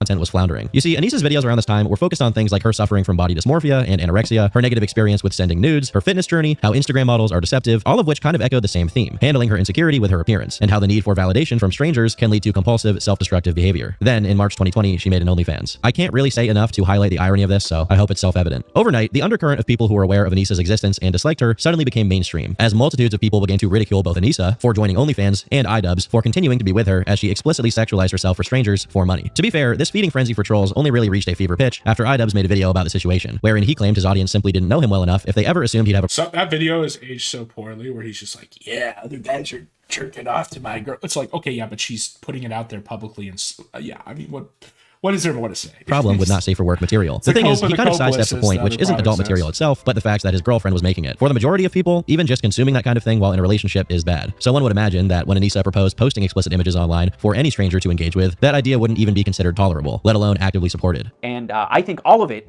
is cool. Yeah, I know. I didn't think it would be a controversial Yeah, I'm retarded. What you gonna do about that, A-Logs? either. A good amount of people are just doing the reasonable thing and just making jokes and laughing about it. But there's a whole nother... Yeah, that was the other thing I covered this, where he thinks that, like, the jokes come from like, a point of truth, though. Because he's like, oh, it's okay to make fun of me, just don't actually think it's wrong. It's like, okay, well, the jokes exist and are so easily made because this is so stupid. Group of people who feel personally devastated and betrayed. You lied to us. To play a bit of devil's advocate here, the debate gets heavily sidetracked by people saying he was a hypocrite, which doesn't really apply since Ian hadn't ever expressed being against it on a moral level. But while accusations of him being a hypocrite or a simp miss the mark, obviously the average person is going to have a problem with sending nudes to other people while No, he is a simp. If you're willing to, like, keep the girl even though she's a prostitute, you must be a simp. Like, that's just part of it. a relationship and find it objectionable, whether it's to one person or to your parasocial gooner army. He makes a point here about how someone cranking it to your girlfriend doesn't affect you and wouldn't constitute cheating, but that's not exactly comparable to your significant other actively inviting people to do it. Lastly, Ian remarks that this decision wasn't Anissa stooping to that level for money, but again, her own Discord messages show that she strongly resented not getting enough attention and not making enough money online. Even during the period she was already with him and didn't technically need to make a living. Anissa herself admits that the financial reward of doing OnlyFans was extremely important for her and went toward helping her family. So that absolutely... Yeah, but there's a difference between, like, people seeing your girlfriend on the street, you know, you're walking in the park and she's dressed normally and they think she's hot, and her actively selling her body online to those people to serve them. Ian had offered to pay for her to go Well, there's all sorts of shit with Turkey Tom, Turkey her prostate Tom, Turkey bisexual Tom, you know, to college, meaning she could have done something else Turkey in the Destiny sex tape Tom. to make money, but instead opted to do OnlyFans. Why? Well, it's all but made explicit that Ian's attention wasn't enough for her, as she Turkey gets bullied out of streaming Tom. admittedly wanted attention from strangers online, even if it came from terminal gooners. Oddly, in her video about it, Anissa's stance on the wave of hate they got once this situation erupted Ricada, you're a dude. Imagine that timeline. Ricada does a flip on the politics thing because obviously all the right wing people hate him now, and so he he goes full like Hassan communist, and then to hook up with Ian and Anissa. Was that she didn't care about other We need to get this stuff to the writer's room. Christoph, please respond. people's view of her. The thing is, you can't really have it both ways, and clearly validation from online strangers does matter to her. Otherwise, what's the point of posting her pictures online? You could say money, but again, Ian himself offered her alternatives years before, and she turned it down. What's rarely highlighted when this topic is covered is that Anissa's OnlyFans is directly related to her often discussed issues with her body image. However much Ian and her try to pretend that posting not safe for work content is empowering or is somehow healing her. Regardless of how you feel about it morally, I strongly doubt that showing whole online is the cure for a mental illness. If it is, I'm looking forward to the OnlyFans If anything, it's the sign of a mental and BetterHelp partnership in the future. While OCD and BDD aren't necessarily tied to sexualizing yourself, there is a condition called histrionic disorder, which is. Other symptoms include compulsive oversharing about one's private life, even to the point of embarrassing friends or family, dressing in a provocative manner for attention, being strongly opinionated. Yes, of course. Also, the lyrics girlfriend cuck arc, which was swept by none other than wannabe internet godfather Nicholas Eats Oreos, who loves to talk all the time about how he totally doesn't think the internet is his fief, and then brags about like taking people out. Opinionated about things they don't know much about, being easily influenced by peers and emulating He's really bad at hiding his ego. Like, he tries to talk around it, and he's really bad at it. them, and the list goes on. Given that this condition typically manifests in girls in their early 20s, right around the time Anissa became a booby streamer, there may be some reason for concern. But regardless of Anissa's issues, even after this pivot, Ian was developing his own problems. In 2021, Ian's new documentary was recorded, wherein he spent a few days with comedian Sam Hyde. But the actual contents of it weren't seen until early 2022, when Sam, allegedly due to not getting any communication from iDubbbz for months and growing frustrated due to having spent 15 grand on it, became suspicious that Ian wouldn't release it at all, and released the footage he had gotten. Over nearly 2 hours of video. I rewatched parts of these videos a couple weeks ago, the Ian's and Sam's, and they really do hold up. It's kind of crazy. You could kind of see like everything that was going to happen in hindsight. It's revealed that most of, if not all of that 15 grand Sam mentioned had been spent hiring actors and renting things in order to create the appearance of a bizarre lifestyle. For example, a paid actress played the part of Sam's cracked out girlfriend, with him verbally abusing her and drinking her breast milk. Who made Dorio? I know that Dorio was on the kill stream quite a few times. I didn't know Dorio literally cried though. I should look for that clip. I'll be real with you guys. I think that Nicholas can be funny sometimes, and he also has a very good work ethic, which makes him useful, okay, for coverage of certain stuff. However, a time will come. A time will come. A mistake will be made, one that he can't cope about, one that he can't sweep. You know, like it almost was this with the Destiny. A time will come, and then there will be the Dorio video. Because I really don't, like, he's a strategic centrist on a lot of stuff where he like uses the nice words, but you can tell he doesn't really believe any of it, which is kind of, it's not like, doesn't, you know, kill his career. It's not like something that destroys him. It's just one aspect of a larger front, I think. And yes, when that video gets made, I'll find the Zoom making him cry thing, because it is, his whole trajectory kind of just shows that,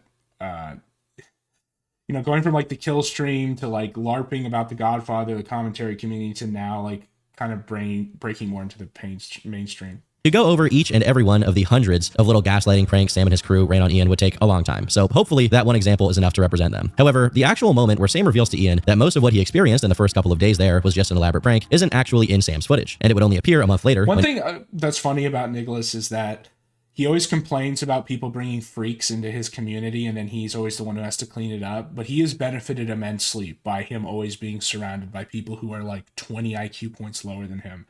And that's not to say he's like high IQ. It's just that that's how stupid they are.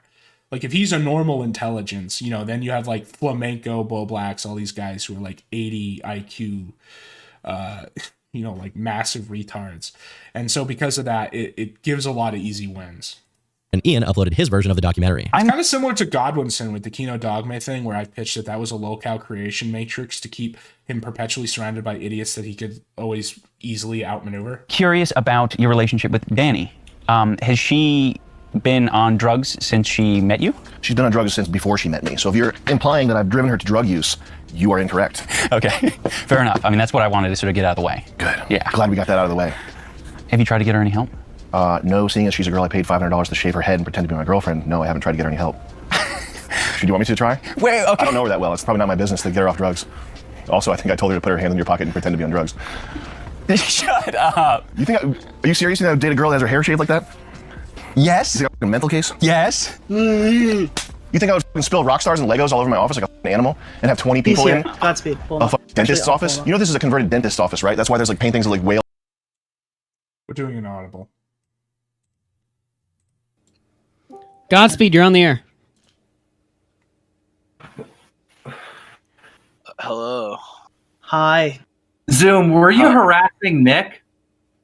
I called his mom and said that he was Zoom, stealing SpaghettiOs.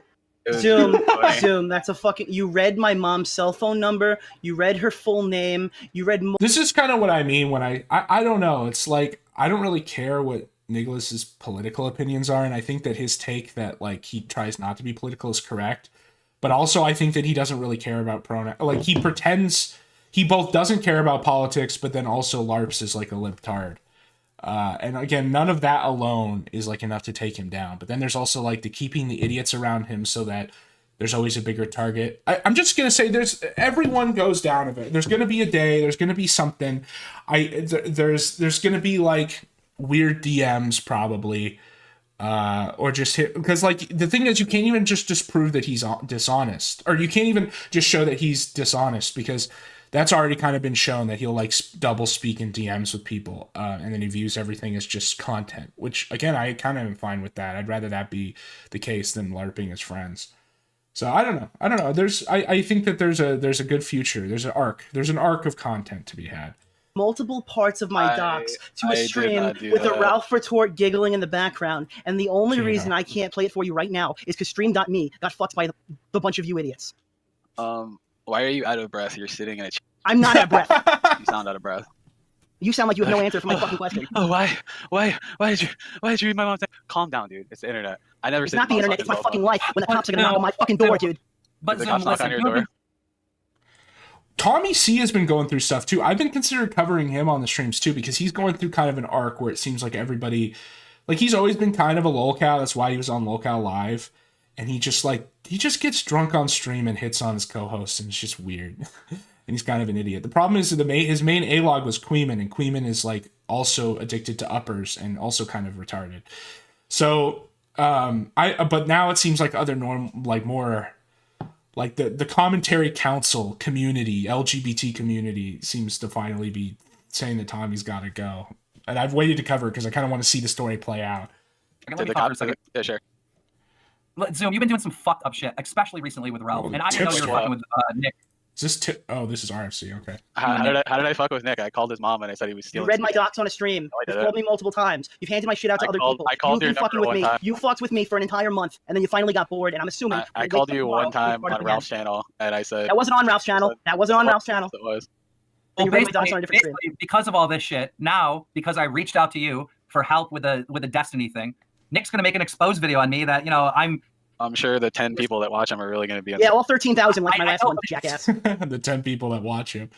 Whoa, I'm doing better than Nick was in 2019. We had like 20 people earlier. Actually does have a fucking point. Now, regardless, I didn't know you were fucking doing this level of like harassment and shit. I forgot that Nick even existed until I heard his tears. That's how insignificant he is. You have an overinflated sense of self-importance, Nick. I have a It's really question. funny. When you eat everybody in your community, who's going to pay the super chats? Ooh, maybe don't talk about eating. eating. My name is Nathan Ralph. Is it tough being a fence-sitting dick rider like you? I don't sit on fences. Really? I think you're a piece of shit. You sat on fences and Dick rode Taco when he did shittier shit. I didn't sit on fences. I'm still friends with him. It's true. He is kind of a fence sitter. Still friends. Rider. So clearly, kind of everybody is in this position, you know? You're not a good judge of character. No, 'Cause I'm not Tonka a good judge of character because I like talking wrestling with the guy. Where does that come off? Do I go on a show anymore? I like how you completely avoid the fact that you defended him. We're friends with him. I said what he did was shit. I publicly said what he did was shit.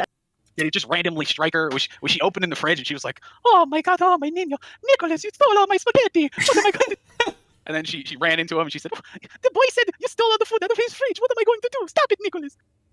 And then she screamed at him and chided him because of a prank phone call from fucking months ago. I don't think that happened. That's about as likely as him going on a This is treadmill or already after something. he left. Let's see him cry. Sorry for him. Where is he? No, if I cared how a one toaster of- felt, I would ask a fucking toaster. I don't care how Good you job. feel. Shut the fuck up. I don't care if you don't care. I think you are upset. I mean, you get really upset when I call you. Do you have fat. anything else? You're Do you have like, anything else? At the end of the day, like calling someone's mom because you acquired their phone number, like So aggressive. I'm collecting clips for a video. Let the record show then. Let the record show that you're a grown man being upset. Let the record show. Nicholas LARPing as a lawyer again. He does that on the streams all the time. I would never do that. About something that happened 5 months. I'm a grown man. How fucking passive aggressive are you, man? I'm not passive aggressive. I'm collecting clips for a video. You sound that was a co-laugh. really upset about Someone's mom because you acquired their phone number like without consent, or calling the cops and saying, "Oh, I have an Oh, iPhone." shut up, Thought. Nobody cares what the fuck you have to say. You, Okay, I hate Zoom. Like everybody hates Zoom, obviously, but I'm not. If I cared how a One toaster of- felt, I would ask a Uh-huh. fucking toaster. I don't care how Good you job. feel. Shut the fuck up. I don't care if you don't care about my feelings. I only want to hear. I only I want to don't hear what Nikki Fatty Bobaddy and maybe Dude, Keemstar. you're a That's fat about too. it. You're a fat too, dude. So like, if I give you a chocolate bar, will you just call it even? Or are you more like a Reese's Pieces kind If you don't fuck with me and my family, then maybe we can call it even. I forgot you even existed. That's how irrelevant you are. Thanks. Yeah, Well, but do you so- understand where Nick's coming from, though? no, he doesn't. And we're talking in circles, and I don't fucking need this. Even if I did, I wouldn't care. oh yeah, rage quit. Okay, so he loses. Unfortunately, I hate to give Zoom the dub here, but those are sector rules. If you rage quit the call like that in the middle of the conversation, you lose. Now, when I leave my Collins and Housemeister, it's always after he's submitted. Not really. But yeah, he loses. There. I'm glad he doesn't show up. It's because he's running fucking Path, which is a scam and has like $1 zillion in debt. I don't know. Zoom is. I'm glad that I usually don't say that about people. I think that sector gets worse when people leave or like get forced offline because of crazy people. Like I generally think that's a bad thing. But with Zoom, I think he kind of had to go. Bye, Nick. Zoom, you're going. Zoom, you're I'll going send you too a box far. of tissues. People, you're just going. You can't do this shit. And don't know now what all the pressure's up. How does Zoom have fans? The guy isn't like crazy. I mean, I guess there's like Plate Gang, but wasn't there even infighting in Plate Gang about whether Zoom should be associated with it? I mean, no. This is all like ancient shit. It doesn't even matter anymore. We Cry about it. Post on Kiwi Farms. Oh no. And you get sexually assaulted, then maybe your vocal cords get guy who literally wasn't a pedophile because Keemstar lost 3,000 subscribers. Yeah, but he wasn't a pedophile, Nick. What are you saying? What are you talking about? All I remember was him sending out a fake legal notice to some No, guy. all I remember was you trying to convince us that he was a fucking 35-year-old pedophile, which makes absolutely no sense. That wasn't Nick. That wasn't him. And Yeah, you- that wasn't him. We were. That wasn't You him. were doing mental gymnastics to try to say it was him. The other person in the call who I'm not going to name said that when you have a dramatic life experience and you get sexually assaulted, then maybe your voice. Fucking crazy man, making this is about you, him calling your mom. Now it's about this. Why is Tubby Smollett over there all of a sudden so Dude, pissed you're off? fat. That is when Flamenco just comes out of nowhere. It's like, Fatty Matt. Do you fucking moron? Why are you so upset, Tubby?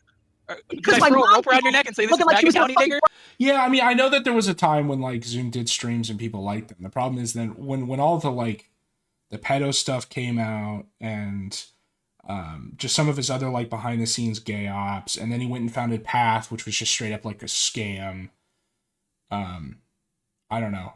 Like I understand how he used to have fans. I don't know how he would still have fans. I think he's gone for reasons. What I'm saying. Right. Really? Because your mom screamed and then hung up like crying. You realize your mom talked to us on the phone. Did my live on the story air. change? Did my story change? All right. Well, this is a good catch. It is funny to see kind of the trajectory of this guy, but we're hitting my time limit here, so I'm gonna play the outro.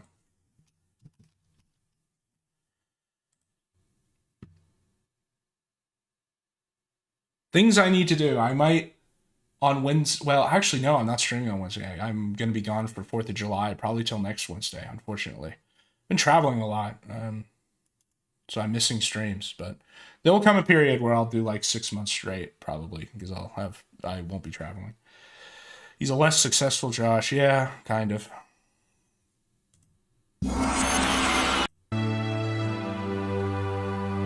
Happy 4th of July, everybody.